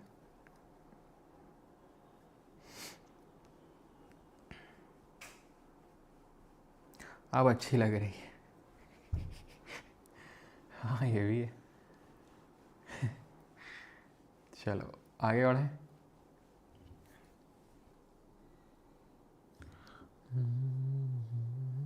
स्नैक्स के व्लॉग में देखते, स्नैक्स क्या होता है भाई? कौन है ये? सोनीपत में है सर एक ढाबे पर, क्या statue of liberty? Copper metal when exposed to air turns green in color due to corrosion. When the copper vessel is expose to air in the rainy season, ठीक है, तो उसमें क्या होता है, कॉपर कार्बोनेट की ग्रीन कलर यहाँ पर चढ़ जाती है, ठीक है। अब आते हैं रैंसिडिटी पे। कोरोजन तो देख लिया हमने, कोरोजन हमने देख लिया आयरन में और कॉपर में, और जो आयरन में होता है उसको रस्टिंग बोलते हैं। तो आपने देखा होगा चिप्स पैकेट या फिर जैसे काफ़ी सारे पैकेट होते हैं उनमें बहुत सारी हवा भरी रहती है, और आपको गुस्सा लगता है कि भाई ये चिप्स सेव करने के लिए हवा भर देते हैं। एक्चुअल में चिप्स सेव करने के लिए ही सिर्फ नहीं भरते हैं, मैं ये तो नहीं बोलूँगा चिप्स सेव करने के लिए नहीं भरते हैं, वो तो करते हैं ताकि लगे हो फूले हुए, लेकिन ऐसा नहीं कि सिर्फ फुलाने के लिए, वो फूला दिखने के लिए ऐसा करते हैं। वो ऐसा इसलिए करते हैं क्योंकि नाइट्रोजन अगर नहीं भरी जाएगी चिप्स पैकेट में, क्योंकि इसमें नाइट्रोजन भरी जाती है, nitrogen gas is used in chips packet, नहीं भरी जाएगी तो जो ऑक्सीजन है ना, वो ऑक्सीजन जो चिप्स में, जो चिप्स हैं उनमें आपको पता है तेल होता है, फैट होता है, ये जो फैट होता है ना इसमें ऑक्सीजन घुस जाएगा, ये ऑक्सीडाइज हो जाएगा, और ऑक्सीडाइज हो जाएगा ना तो ये बासा अजीब सा स्मेल करेगा और हमारी हेल्थ के लिए भी अच्छा नहीं होता है, टेस्ट भी इसका चेंज हो जाता है, स्टेल एंड सॉगी। हम बोलते रहते हैं, हम सुनते रहते हैं कंज्यूम दी एंटीऑक्सीडेंट्स, एंटीऑक्सीडेंट खाने चाहिए। एंटीऑक्सीडेंट्स में क्या आते हैं, तो जैसे स्ट्रॉबेरी वगैरह, ब्लूबेरी वगैरह हो गए, ये सब आते हैं, एवोकाडो हो गए, है ना, तो ये सब एंटीऑक्सीडेंट में आते हैं, है ना। काफ़ी सारे ड्राई फ्रूट्स होते हैं एंटीऑक्सीडेंट, कि भाई कैंसर वगैरह से आपको बचना है तो एंटीऑक्सीडेंट टाइम टाइम पे आपको लेते रहना है, ठीक है। ये क्या है, ये भैया ऑक्सीडेंट है, ये तो इनमें ऑक्सीजन भरी हुई है, ठीक है। तो ऑक्सीडेंट नहीं लेने, एंटीऑक्सीडेंट लेने हैं, तो ये बहुत ही ज़्यादा रैंसिड ना हो जाए इसलिए नाइट्रोजन गैस का यूज़ किया जाता है, क्योंकि अगर फैट में घुस जाएगा ऑक्सीजन तो उसका हो जाएगा ऑक्सीडेशन, और इसीलिए ऑक्सीडेशन रिएक्शन क्या है, या फिर रैंसिडिटी क्या है, एक ऑक्सीडेशन रिएक्शन है। रैंसिडिटी मतलब ये जो पूरा ख़राब हो गया, जो चिप्स पूरा ख़राब हो गया ना चिप्स, क्योंकि उसमें क्या घुस गया, तेल में हवा घुस गई, ऑक्सीजन घुस गया है, तो वो क्या हो गया है, रैंसिड हो गया। तो रैंसिडिटी एक ऑक्सीडेशन रिएक्शन है, ठीक है। तो nitrogen gas is used in chips packet to prevent oxidation, ठीक, क्लियर। अब ऑक्सीडेशन नंबर निकालें इससे पहले कुछ और भी यहाँ पे आप देख लो, जैसे फॉर एग्जांपल जो कॉपर है, ठीक है, कॉपर कार्बोनेट की ग्रीन कलर तो चढ़ती है कोटिंग, लेकिन जब वाटर वगैरह हो तब ठीक है। अगर मान लो कि सिर्फ ऑक्सीजन है, सिर्फ अगर हम ऑक्सीजन दें तो ध्यान रखना ये जो आपका ब्राउनिश कलर का कॉपर होता है ना, ये आप देख सकते हैं ब्राउनिश कलर का कॉपर है ये, ठीक है। जो ब्राउनिश कलर का कॉपर है ये ब्लैक कलर का कॉपर ऑक्साइड में बदल जाएगा, ये ध्यान रखना है आपको। इसी तरीके से जो सिल्वर होता है, सिल्वर ध्यान रखना है, सिल्वर को जब आप खाली छोड़ते हो तो सिल्वर अगर आप देखोगे रिएक्टिविटी सीरीज़ में नीचे आता है, सिल्वर ऑडी बाद में सबसे आ रहा था कि नहीं, कैटरीना ने कार मांगी, ऑल्टो देन फरारी, फिर क्या हुआ, फिर विकी ने सिल्वर ऑडी दिला दी। तो सिल्वर ऑडी यानी सिल्वर और गोल्ड, ऑडी मतलब AU मतलब वो गोल्ड है, मेटल नॉन मेटल चैप्टर में भी उसको पढ़ाऊँगा मैं, ठीक है। तो सिल्वर तो काफ़ी नीचे है, तो उसकी रिएक्टिविटी तो काफ़ी कम है, तो रिएक्ट नहीं करना चाहिए, लेकिन ये जो सल्फ़र है, ठीक है, उससे रिएक्ट करके ध्यान रखना ये सिल्वर सल्फाइड की ब्लैक कोटिंग बना देता है। तो आप नोटिस करोगे चांदी में जैसे कि लोहा होता है तो लोहे में जंग लगती है ऐसे भूरे कलर की, कॉपर में जनरली आपको देखने को मिलेगा या तो ब्लैक टर्न हो जाएगा या फिर जनरली ऐसे हरे कलर का हो जाता है, ग्रीन कलर का कोटिंग चढ़ जाएगा। चांदी में काले कलर का चढ़ता है, आप देखोगे कभी भी मम्मी जैसे पायल वगैरह आपकी पहनती होंगी चांदी की, अगर पहनती होंगी चांदी की, वैसे चांदी तो बहुत महंगा हो चुका है, ठीक है, तो उसमें हमेशा ब्लैक कलर की कोटिंग चढ़ती है, वो सिल्वर सल्फाइड की कोटिंग होती है। कॉपर में जो ब्लैक होता है वो कॉपर ऑक्साइड होता है, वो CO। ऑक्सीडेशन नंबर किस तरीके से निकालते हैं, ऑक्सीडेशन स्टेट भी बोलते हैं इसको, बहुत आसान होता है निकालना, ठीक है। जैसे ये N2O5 है, नाइट्रोजन का निकालना है, X मान लो, ठीक है, 2 यहाँ पर नाइट्रोजन है, 2X हो जाएगा। ऑक्सीजन की अगर बात करेंगे तो ऑक्सीजन की वैलेंसी कितनी होती है, -2, तो 5 है तो -10 हो जाएगा भैया, 2X हो गया ये, प्लस ऑक्सीजन की -2 होती है, कितने ऑक्सीजन पड़े हुए हैं 5, कुछ चार्ज तो लगा नहीं है तो 0 रख दो यहाँ पर, तो X = 5 आ जाएगा। कुछ भी निकाल लो, जैसे एल्यूमिनियम की निकालनी ऑक्सीडेशन स्टेट, ठीक है, तो यहाँ पर सोडियम की वैलेंसी +1, हाइड्रोजन की -1, कितने हाइड्रोजन है 4 हैं, सिंपल 3 आ जाएगा, ठीक है। इस तरीके से आप ऑक्सीडेशन स्टेट निकाल सकते हैं।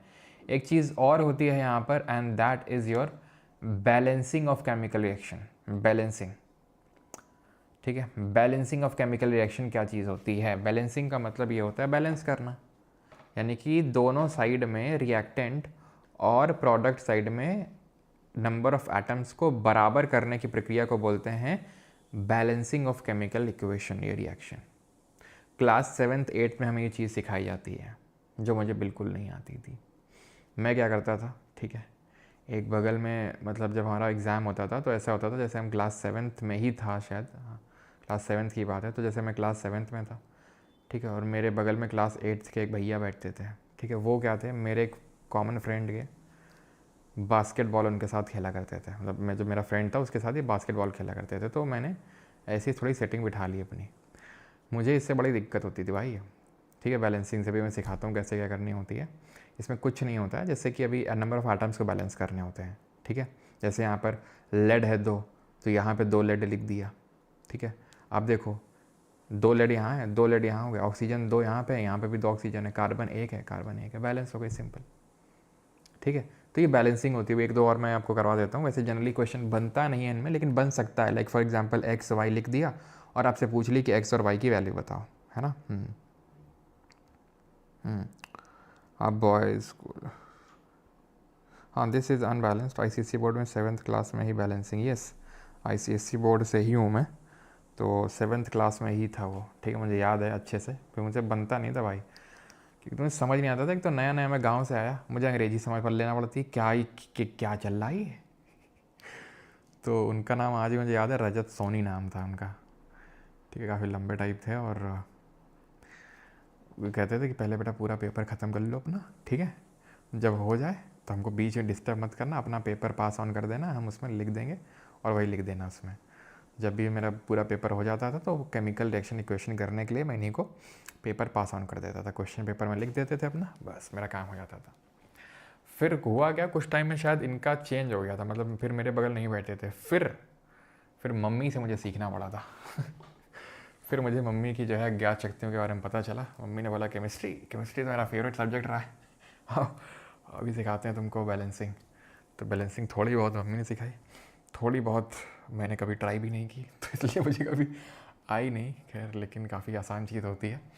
जैसे यहाँ पे आप देखेंगे तो बेरियम 1 है, ठीक है, यहाँ पर भी बेरियम 1 है, यहाँ सल्फेट 1 है, यहाँ भी सल्फेट 1 है, सोडियम यहाँ पे 2 है, आप देखो यहाँ पे सोडियम 2 है ना, सोडियम 2 है, यहाँ पे 1 ही है, तो 2 कर दो, क्या हुआ, क्लोरीन 2 हो गया, तो यहाँ भी क्लोरीन 2 है, ख़त्म, सिंपल, इस तरीके से बैलेंस हो गई। लेड 1 है, ओके, यहाँ भी 1 है, नाइट्रेट NO3 2 है, आप यहाँ पे देख लो, यहाँ पे 1 ही है, 2 करने पड़ेंगे ना, तो पोटेशियम 2 हो गया, तो पोटेशियम 1 ही, तो इसको भी 2 कर दो, इससे क्या हो गया, आयोडीन 2 हो गया, आयोडीन तो 2 है, ख़त्म, ठीक है। कभी कभी वही लगता है कि भाई मैं समझ ही नहीं पाया था इसको क्लास 7th। एक तो था क्या ना, नया नया स्कूल, नया नया मतलब गाँव से, तो फिर काफ़ी डर का माहौल रहता है, ऐसा लगता है ये काफ़ी इंटेलिजेंट लोग हैं आस पास वाले, कैसे कम्पीट करूँगा मैं, ऐसा टाइप भी फीलिंग रहता था, ठीक है। ऐसा लगता था यार भाई ये काफ़ी, मतलब पता नहीं ऐसा इन्फीरियॉरिटी फीलिंग आता था ना जब नए नए स्कूल में गया था, कि भाई मैं तो गरीब हूँ। ऐसा वाला फीलिंग आता था भाई, सच बता रहा हूँ भाई, मैं तो गरीब हूँ, हाँ मुझे दब के रहना पड़ेगा। जैसे यहाँ पे क्लोरीन 2 है, ठीक है, तो क्लोरीन यहाँ पे 2 हो गए। अब यहाँ पे क्या हुआ, अमोनियम 2 हो गए, तो यहाँ भी 2 कर दो। हाइड्रोक्स ये क्या बोलते हैं, OH हाइड्रोक्साइड 2 हो गए, तो यहाँ 2 हैं, बेरियम 1 है, यहाँ भी बेरियम 1 है, ठीक है। चलो ठीक है, खैर बुरा, फीलिंग सैड फॉर सल्लू भाई विद 3.8 के अदर्स। चलो थैंक यू, बाकी ख़त्म होता है लेक्चर, एंड रिकॉर्डिंग चाहिए लेक्चर की आपको तो आप बैच में एनरोल कर सकते हैं। अगर आपको प्राइवेट टेलीग्राम चाहिए, डिजिटल नोट्स चाहिए, क्लास की PDF चाहिए, सब कुछ चाहिए तो आप एनरोल कर सकते हैं। बाकी इंग्लिश बैच है, ये कॉम्बो बैच, आप क्वेश्चंस लगाते हैं, ठीक है। मास्टर कहानी बताया यार, प्रेसिपिटेट वाला वही था, प्रेसिपिटेट वाला भूल गया यार, क्या था वो, राम बाबू वाला था एक तो, और एक जो वो थोड़े नैन मटक के होते थे अपने, मतलब दोस्तों से, दोस्त लोग जो होते थे, ठीक है, लोग बातें किया करते थे, मतलब टेस्ट ट्यूब रखी हुई है उनके बीचों बीच बातें चली, वैसा टाइप। हाँ बोर्ड की बताता हूँ कहानी, तो मैं बोर्ड की बता ही देता, तुम लोगों से क्या छिपाना।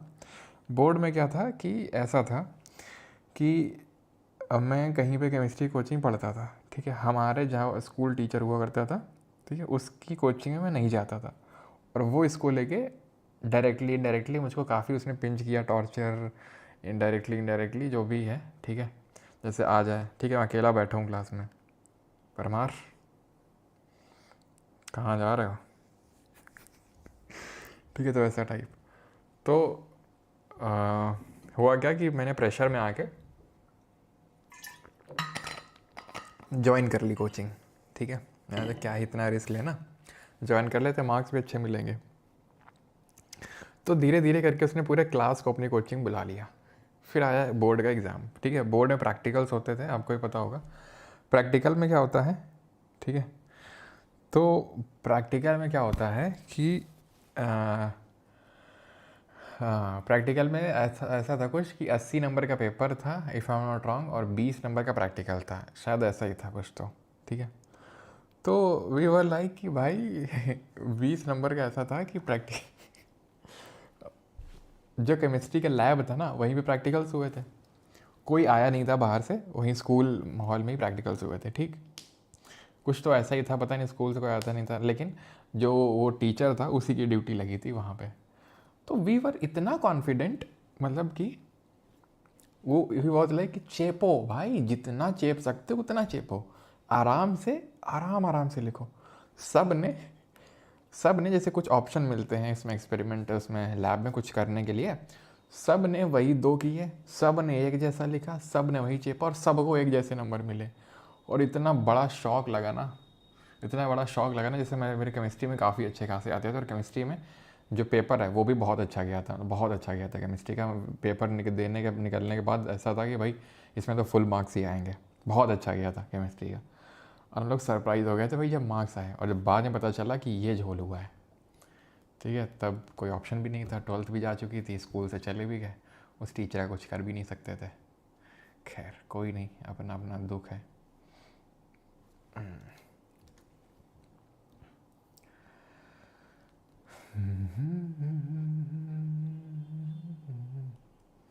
चलो क्वेश्चन करते हैं पहले से, नहीं ये तो पीरियोडिक टेबल वाले हैं, सॉरी।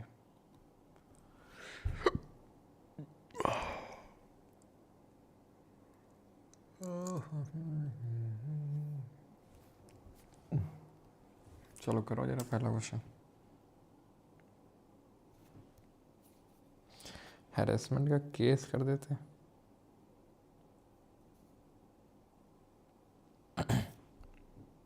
क्यों?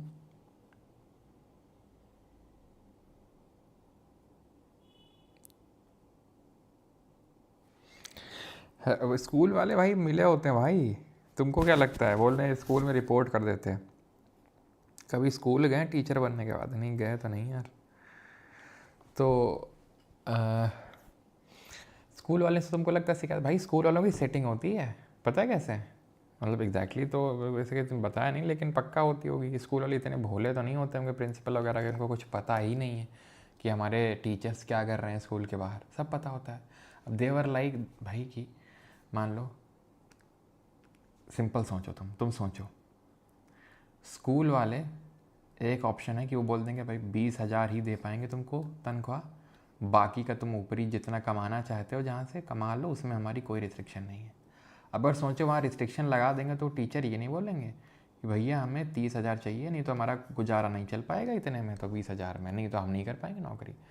तो ये तो स्कूल वालों के लिए विन विन सिचुएशन है ना, कि बोलते हैं कि भाई तू कर जो तेरे को करना है, ठीक है। अगर हमारे पास कोई आएगा, लाइक इट इज़ लाइक कि सारे मिलके हमको पागल वैसा टाइप है, ठीक है, कि अगर हमारे पास आएगा भी कोई तो हम बोलते हैं अच्छा ऐसा कर रहा है, अभी बताते हैं इसको। लेकिन पहली बात तो कोई आएगा नहीं, ठीक है, तुम डरा के रखना, और अगर आएगा भी तो ऐसे ऐसे रिएक्ट एक्ट करेंगे, ये हमें तो पता ही नहीं था ये हर कोचिंग चला रहा है, तुम क्या उनको पता नहीं होता होगा, लेकिन सिंपल सी बात है, उनका स्कूल वालों का कम खर्चे में काम चल जाता होगा, है ना। खैर, तो ऑक्सीडेशन पे आते हैं। तो ऑक्सीडेशन क्या होता है? Loss of hydrogen, gain of oxygen होता है ना ऑक्सीडेशन तो।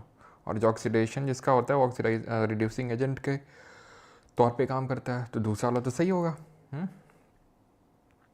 अगर गेन हो रहा है ऑक्सीजन का तो लॉस होगा हाइड्रोजन का, ये भी सही होगा, कोई दिक्कत वाली बात तो है नहीं हमको लग रहा है। गेन ऑफ इलेक्ट्रॉन नहीं होता ऑक्सीडेशन में, लॉस ऑफ इलेक्ट्रॉन होता है, और ऑक्सीडेशन स्टेट इंक्रीज होती है जो कि लॉस ऑफ इलेक्ट्रॉन्स को दिखाता है। मैंने बताया था ऑक्सीडेशन स्टेट इंक्रीज हो रही है मतलब लॉस ऑफ इलेक्ट्रॉन हो रहा है तो 1 2 का 4, 4 2 का 1, ठीक है। हाँ रुक जाओ, अभी किए नहीं है, कर दो, ये कर सकते हो, करो। Nitrolim, ammonium nitrate, urea, potassium nitrate, बताइए जल्दी से। 2 का क्या होगा, 2 का। तो देखो अब नाइट्रोलियम, चलो नहीं पता, अमोनियम नाइट्रेट तो पता है, अमोनियम नाइट्रेट 4 हो जाएगा, यूरिया NH2, CuNH2, ठीक है, फ्रेडरिक वोलर ने सिंथेसिस किया था इसका। पोटेशियम नाइट्रेट हो जाएगा तो 3 4 1 2 बी बी बी बी, ठीक है। नॉट एन एक्सोथर्मिक रिएक्शन, इनमें से कौन सी एक्सोथर्मिक नहीं, किसमें हीट नहीं निकल रही है गाइस, निम्नलिखित में ऊष्माक्षेपीय विक्रिया नहीं है। Dissolution of calcium oxide in water, अच्छा चूने को तुमने पानी में डाला, याद आई तुम्हें पेंट्रा वाली कहानी, हाईली एक्सोथर्मिक होती है।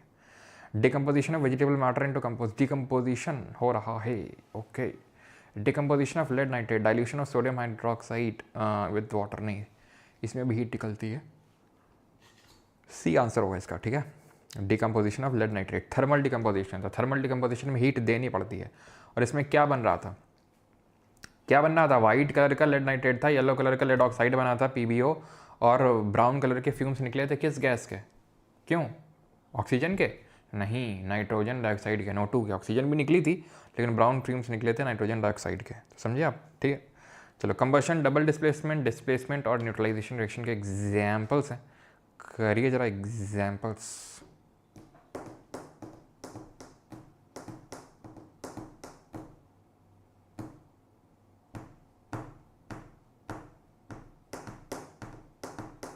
तो बताइए, कंबशन मतलब चीज़ को जलाना, सिंपल, तो क्या हो जाएगा, 1 हो जाएगा, ठीक है।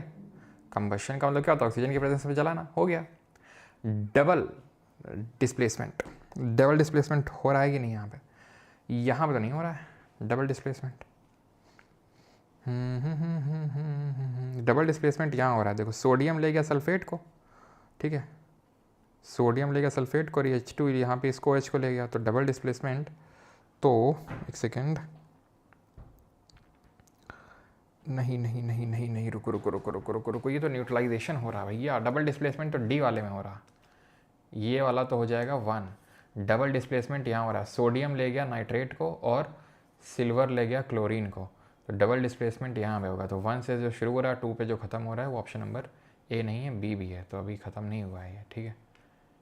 एक सेकेंड रुको, अब जो है न्यूट्रलाइजेशन पता है क्या होता है, अभी पढ़ाया नहीं है। न्यूट्रलाइजेशन में होता है एसिड बेस को न्यूट्रलाइज कर देता है, जैसे कि जब हम बहुत खाते हैं तो पेट में एसिडिटी हो जाती है, और फिर हम क्या ले लेते हैं, इनो वगैरह फाँक लेते हैं, तो उससे क्या होता है, जो एसिडिटी है वो शांत हो जाती है, तो उसको बोलते हैं एंटासिड, जो चीज़ हमने कंज्यूम करी, तो वो ये है, ये भी एक्सोथर्मिक होती है, अभी हम पढ़ेंगे एसिड बेस सॉल्ट चैप्टर में, तो इसका 3 हो जाएगा, नहीं कि ये डिस्प्लेसमेंट रिएक्शन हो जाएगी। Mg ने डिस्प्लेस कर दिया सल्फेट को, ठीक है, हाइड्रोजन को सिंगल कर दिया, क्योंकि हाइड्रोजन से ऊपर है मैग्नीशियम रिएक्टिविटी सीरीज में, तो 1 3 4 2 option number A. Which of the following reagents can cause oxidation of an alcohol, oxidation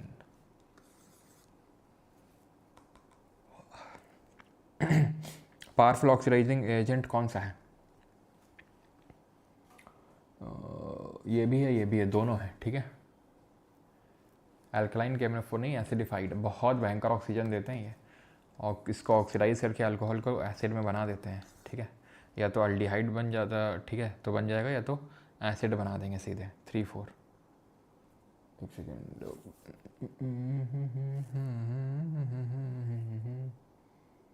एक सेकेंड, नहीं, एसिडिफाइड नहीं, एल्कलाइन होगा यहाँ पे, ठीक है। एल्कलाइन केमिफोर होगा, जिसको पोटेशियम परमैंगनेट बोलते हैं, और ये है आपका एसिडिफाइड पोटेशियम डाइक्रोमेट, ठीक है, this is your potassium dichromate and this is your potassium permanganate.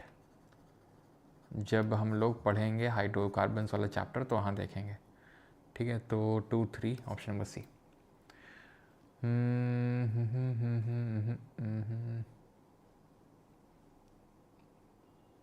चलिए करिए वाला, वैसे पढ़ा तो नहीं अभी हम लोगों ने ये चीज़ अभी, ठीक है, नॉट करेक्ट पूछा है, ये तो सही है, अभी पढ़े नहीं है। Reaction of methane and chlorine in sunlight produces hydrogen gas, no, ठीक है। मिथाइल क्लोराइड बनाएगा भाई वो, मिथाइल क्लोराइड, यानी कि एक हाइड्रोजन को हटा देगा क्लोरीन, एक हाइड्रोजन को हटा देगा और CH3Cl बना देगा। करवाते जाओगे CHCl3 बन जाएगा, क्लोरोफॉर्म बन जाएगा धीरे धीरे। विच of the following gas smells like रॉटन egg? कौन सी गैस की सड़े हुए अंडे जैसी गंध होती है? Ammonia? Hydrogen sulphide? Yes, hydrogen sulphide की होती है, ध्यान रखना, सड़े हुए अंडे वाली गंध। ठीक है, और ये अभी सब पढ़ेंगे एसिटिलीन वगैरह, ठीक है, वेल्डिंग ऑफ मेटल के लिए यूज़ करते हैं। नहीं पढ़ा है अभी। ये क्या इज एन एग्जाम्पल ऑफ, ये किसका एग्जाम्पल है, किसका एग्जाम्पल है? तो यहाँ पर बेरियम क्या कर रहा है, सल्फेट को लेके भाग रहा है, पोटेशियम क्लोरीन को लेके भाग रहा है, और एक्वस है, एक्वस मतलब यहाँ पर पानी में आयंस बनेंगे और एक ऐसा आयन एक्सचेंज रिएक्शन है आपकी, ठीक है, आयन एक्सचेंज रिएक्शन यानी कि double displacement, option number D. Not a nitrogen fertiliser, इनमें से कौन सा नाइट्रोजन फर्टिलाइज़र नहीं है? तो ये गैस है, फर्टिलाइज़र नहीं है। आपको पता है कि डायरेक्टली इसको यूज़ नहीं कर पाते हमारे प्लांट्स, लेकिन कुछ लेग्यूमिनस प्लांट होते हैं जिनकी रूट्स में हमें नाइट्रोजन फिक्सिंग बैक्टीरिया मिलते हैं जो इसको फिक्स कर देते हैं, है ना। याद है आपको Azotobacter, Rhizobium. Why are the food cans coated with tin instead of zinc? Tin के साथ क्यों नहीं वो कोट करते हैं, जिंक, ठीक है, मतलब टिन के साथ क्यों करते हैं, जिंक के साथ कोट क्यों नहीं करते हैं? और रस्टिंग प्रिवेंट करने के लिए जो जिंक का वो सब गैल्वेनाइजेशन करते हैं, वो मेटल नॉन मेटल में पढ़ाऊंगा, ठीक है, अभी नहीं, क्योंकि टिन जो है लेस रिएक्टिव होता है जिंक से, टिन इज़ मोर रिएक्टिव। ज़्यादा रिएक्टिव वाले को काट दे कर देंगे, जल्दी से रिएक्ट कर जाएगा भाई वो फूड वगैरह से, ये रिएक्ट नहीं करेगा। विच of the following reactions correctly represent the respiration reaction? तो रेस्पिरेशन जो किस तरीके की एक्सोथर्मिक रिएक्शन है ना, कौन सा दिखा रहा है, जिसमें कि ग्लूकोज टूट रहा है किसमें, ऑक्सीजन के प्रेजेंस में, और एनर्जी रिलीज हो रही है, ठीक है। Which of the following statement regarding the oxidation and reduction reactions is not correct? तो ऑक्सीकरण और अपचयन अभिक्रियाओं में के संबंध में निम्नलिखित में से कौन सा कथन सही नहीं है? नॉट करेक्ट, ठीक है। और अभी एक दिन क्लास में गैप रहेगा, ठीक है, क्योंकि कल वाली क्लास काफ़ी हैवी हो गई थी, ठीक है, एंड धीरे धीरे मतलब कि आपको रिवाइज़ भी करना है बीच में लेक्चर्स को, तो इसलिए हो सकता है एक दिन गैप रहे, नहीं हो सकता है कल गैप हो जाए, ठीक है, अगर मुझे लगा हो सकता है परसों के दिन गैप हो जाए, ठीक है, तो कल या परसों में गैप हो सकता है, आपको एक मैं गैप दे सकता हूँ क्योंकि कल वाला लेक्चर हैवी था, ठीक है। तो चीज़ें रिवाइज़ करने के लिए, और क्योंकि स्टैटिक में भी आपको पता है धीरे धीरे थोड़ा थोड़ा मैंने आपको कंज्यूम करने को बोला ही है, हल्का हल्का हल्का हल्का हल्का हल्का, फिर मैं स्टैटिक के क्वेश्चंस खूब दबा के कराऊंगा आपको, ठीक है। तो तब तक के लिए आपको हल्का हल्का वो है, ठीक है। तो कल या परसों में ब्रेक मिल सकता है आपको एक। Not correct, which of the following statement regarding oxidation reduction reactions is not correct? कौन सा सही नहीं है? If a substance loses hydrogen during reaction it is reduced. अगर वो हाइड्रोजन लूज़ कर रहा है तो वो रिड्यूस हो रहा है। अब तुम मुझे बताओ क्या ये रिड्यूस था? रिड्यूस तो मतलब है ऑक्सीजन जा रहा है या हाइड्रोजन आ रही है, या तो ऑक्सीजन जा रहा है या हाइड्रोजन आ रही है, और जो रिड्यूस होगा वो ऑक्सीडाइजिंग एजेंट के तौर पे काम करेगा। The reaction that occurs on passing carbon dioxide gas through lime water, देख रहे हो, lime water turns milky, milky milky, क्यों? तो आंसर क्या हो जाएगा यहाँ पर आपका? ये CH का होल ट्वाइस है, CO2 है, कैल्शियम कार्बोनेट यहाँ पर वाइट कलर का बनेगा, ऑप्शन नंबर बी। इसी को चौक, लाइमस्टोन या मार्बल बोलते हैं। वाटर गैस कौन सी है? What is water gas? Water gas कौन सी है? तो ध्यान रखना, वाटर गैस होती है CO+H2, CO+H2, ठीक है, ऑप्शन नंबर डी आंसर हो जाएगा। ओके, ठीक है।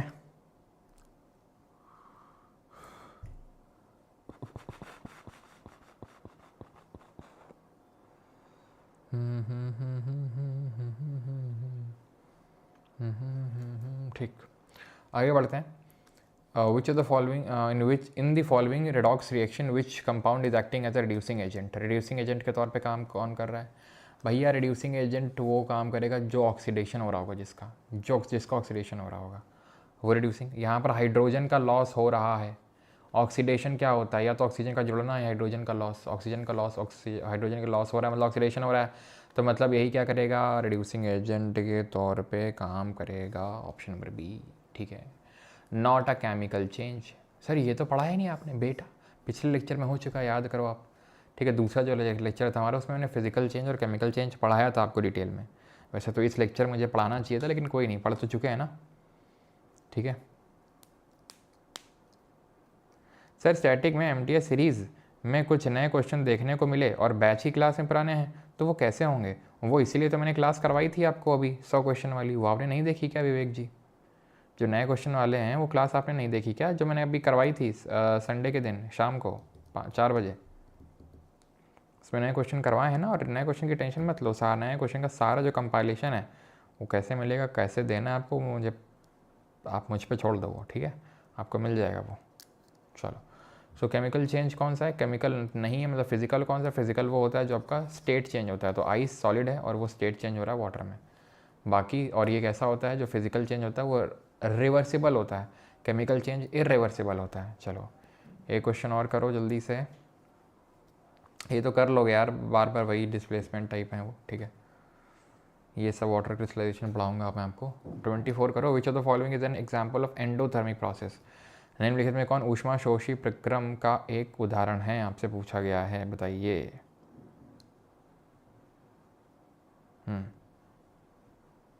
एंडोथर्मिक, एंडो का मतलब हीट लग रही है, रेस्पिरेशन में हीट निकल रही थी, फोटोसिंथेसिस में हीट लग रही थी कि निकल रही थी? लग रही थी, लग रही थी इसमें हीट, ठीक है। तो 24 का यहाँ पर सी आंसर हो जाएगा, ठीक है। एसिड अल्कली को मिलाते हैं, न्यूट्रलाइजेशन रिएक्शन एक्सोथर्मिक है। कार्बन का कंबशन करेंगे, ऑक्सीजन के प्रेजेंस में हीट निकलती है, एक्सोथर्मिक होती है, ओके। ये कॉम्बिनेशन रिएक्शन का भी एग्जाम्पल है, combustion of carbon, because C+O2 is equal to CO2। तो ये आपका क्या हो रहा है? ये आपका कॉम्बिनेशन रिएक्शन है, कभी एग्जाम्पल है combustion reaction. Calcium oxide reacts with water to produce slaked lime is an example of, बुझा हुआ चूना पानी में डाला, ठीक है, क्या बन गया?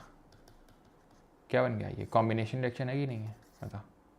एडिशन रिएक्शन, एडिशन कॉम्बिनेशन में क्या अंतर होता है? एडिशन में पढ़ाऊंगा जब कार्बन पढ़ाऊंगा, जहाँ पर अनसैचुरेटेड बॉन्ड होते हैं, अनसैचुरेटेड कार्बन होता है, अनसैचुरेटेड का मतलब होता है डबल बॉन्ड, ट्रिपल बॉन्ड, उसको बोलते हैं अनसैचुरेटेड, असंतृप्त। उसमें जब हाइड्रोजन ऐड कर देते हैं तो वो क्या हो जाता है? वो सैचुरेट हो जाता है, तो उसको बोलते हैं एडिशन रिएक्शन, ठीक है। Which of the following makes bread soft and spongy when baking soda is added? नहीं पढ़ा है अभी हम लोगों ने, आंसर सी होगा इसका, लेकिन पढ़ा नहीं है अभी। Calcium oxide reacts with water to produce slaked lime, ओहो फिर से। During whitewashing walls, slaked lime reacts slowly with CO2 in air to form a thin layer of calcium carbonate on the walls. Which of the following reaction represents this correctly? कितना आसान question है, white washing चल रही है दीवार की। अच्छा, सीधा CO को CO2 मिलाओगे, सीधा CaCO3। अच्छा, ये भैया स्लेक्ड लाइम लगाओगे दीवार में, CO2 आएगी हवा से, बना देगी calcium carbonate. Option number C answer होगा। समझ में आएगी चीज़? नहीं, लेकिन ये नहीं होगा। क्यों? क्यों नहीं होगा? क्योंकि कैल्शियम हाइड्रोक्साइड लिक्विड नहीं, एक्वस, एक्वस चाहिए, ठीक है, एक्वस चाहिए। तो ऑप्शन नंबर डी यहाँ पर आंसर होगा, ठीक है। 28 का डी आंसर होगा, बिकॉज लिक्विड नहीं, पूरा पानी पानी नहीं होगा। पानी हो जाएगा तो भैया दीवार में लगाओगे क्या? बह नहीं जाएगा पूरा? तुम पानी दीवार में चुप रहोगे क्या भाई? एक्वस होना चाहिए, हल्का सा पानी होना चाहिए, लेकिन पानी पानी नहीं होना चाहिए एकदम।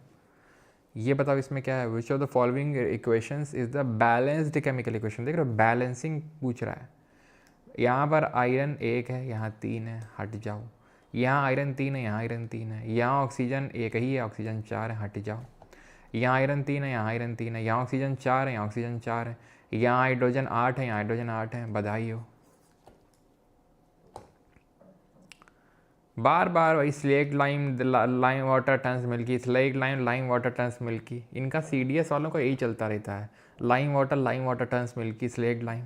Consider the following statement regarding the burning of magnesium ribbon को जला रहे थे, वाइट डैजलिंग लाइट, याद है आपको?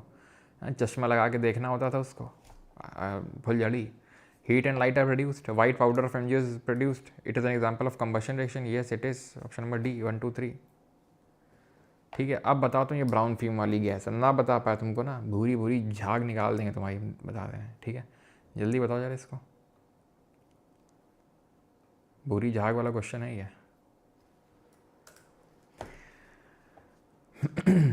लेड नाइट्रेट को जलाते हैं तो लेड नाइट्रेट का कलर क्या है? वाइट है। क्या बनता है? लेड ऑक्साइड येलो कलर का बनता है। और क्या बनता है? नाइट्रोजन डाइऑक्साइड के ब्राउन फ्यूम्स निकलेंगे, नाइट्रोजन ऑक्साइड के नहीं निकलेंगे।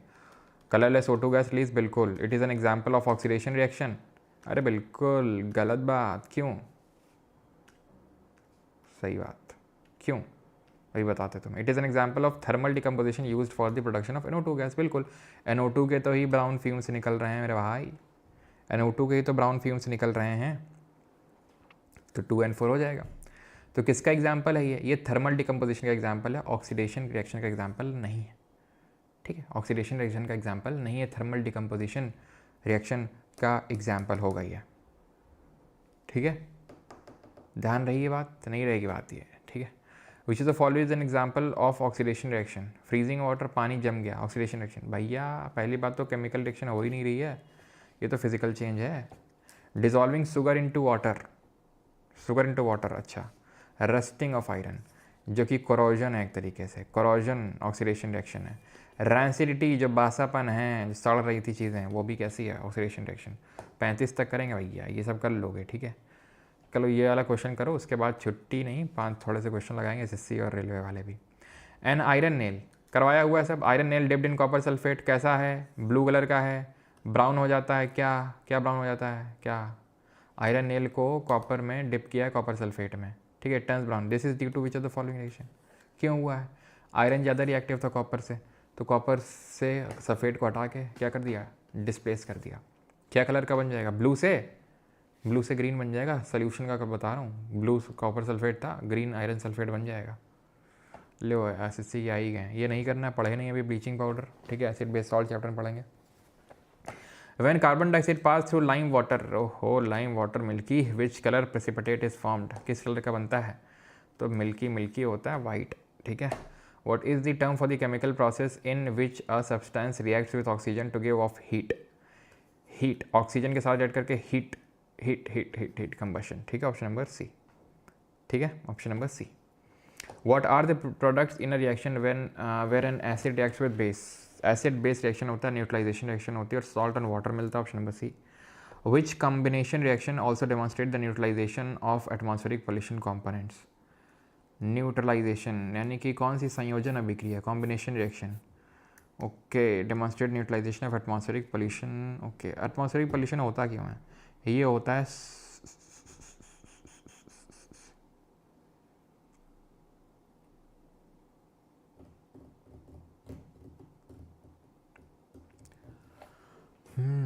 देखो ऑप्शन नंबर ए तो नहीं होगा, यहाँ पर पूछ कर रहा है neutralisation of the atmospheric component, A तो नहीं होगा यहाँ पर। ठीक है, क्योंकि इसका एटमॉस्फेरिक पॉल्यूशन से कोई लेना देना नहीं है। ठीक है, देन ये भी नहीं होगा, आंसर इसका ऑप्शन नंबर सी होगा। ठीक है, CaO + CO2 gives calcium carbonate. Okay,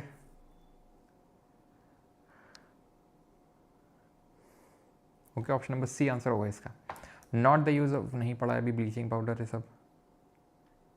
इनमें से कौन सा सब्सटेंस ऑक्सीडाइज हो रहा है, कौन सा रिड्यूस हो रहा है। ऑक्सीजन का लॉस किससे होगा, जिसके पास ऑक्सीजन है, तो इसका ऑक्सीडेशन हो रहा होगा, सॉरी रिडक्शन हो रहा होगा। ठीक है, यहाँ पर क्या हो रहा होगा, ऑक्सीडेशन, सॉरी यहाँ पर रिडक्शन हो रहा है।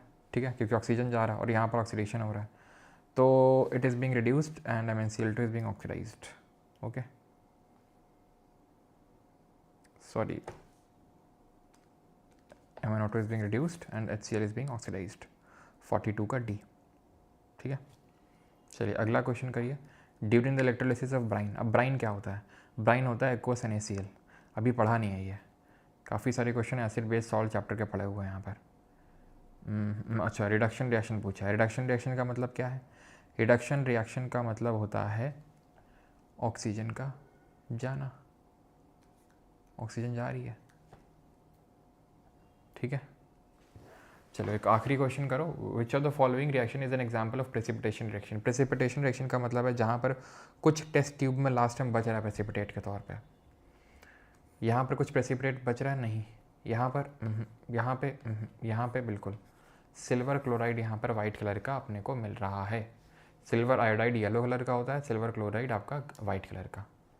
ठीक है, आयरन क्या है, आयरन का क्या हो रहा है यहाँ पर, क्यों आयरन के साथ क्या हो रहा है यहाँ पर, आयरन ऑक्सीडाइज हो रहा है यहाँ पर। ठीक है, चलिए बाकी क्वेश्चन आप करेंगे खुद से। ठीक है, आंसर की यहाँ पे दी हुई है, एज होमवर्क हैं क्वेश्चंस। ऑलराइट, तो धन्यवाद सभी को। So please check question number 20.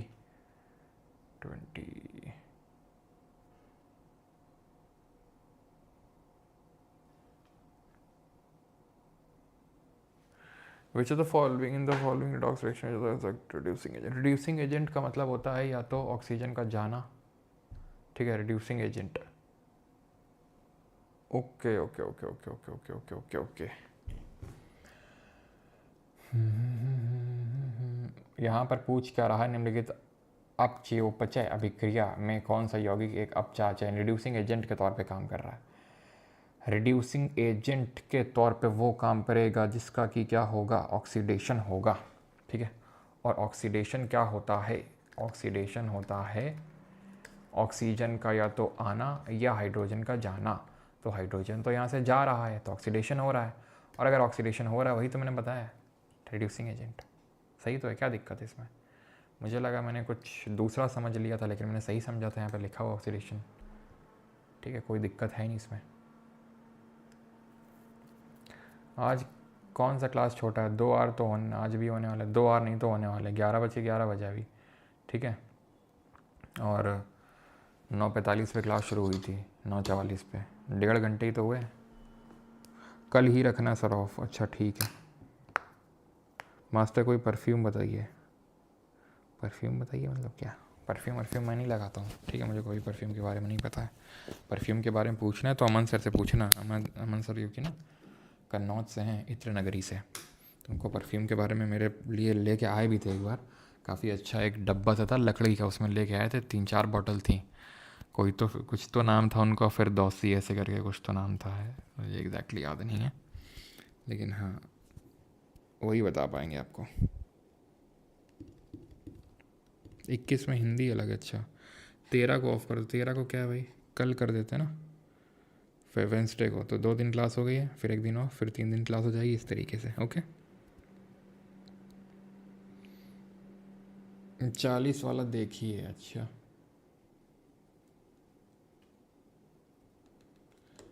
Which combination reaction also demonstrate the neutralisation of atmospheric pollution component. मेरे हिसाब से तो सी है, डी बी हो सकता है, लेकिन मेरे साथ सी होना चाहिए, क्योंकि एटमॉस्फेयर न्यूट्रलाइज़ कर रहा है, जो CO2 प्रेजेंट होता है हमारे एटमॉस्फेयर में, उसको न्यूट्रलाइज़ कर रहा है। मेरे हिसाब से तो ऑप्शन नंबर सी होगा, बाकी मैं एक बार और चेक कर लूँगा। अगर आंसर की ऑफिशियल आंसर की में इसमें कोई चेंज नज़र आया तो मैं आपको बता दूंगा, नहीं तो यही होगा, ठीक है। 8 में दिक्कत है, सब में दिक्कत है, तुम लोग क्यों? 8 मैंने करवाई नहीं है,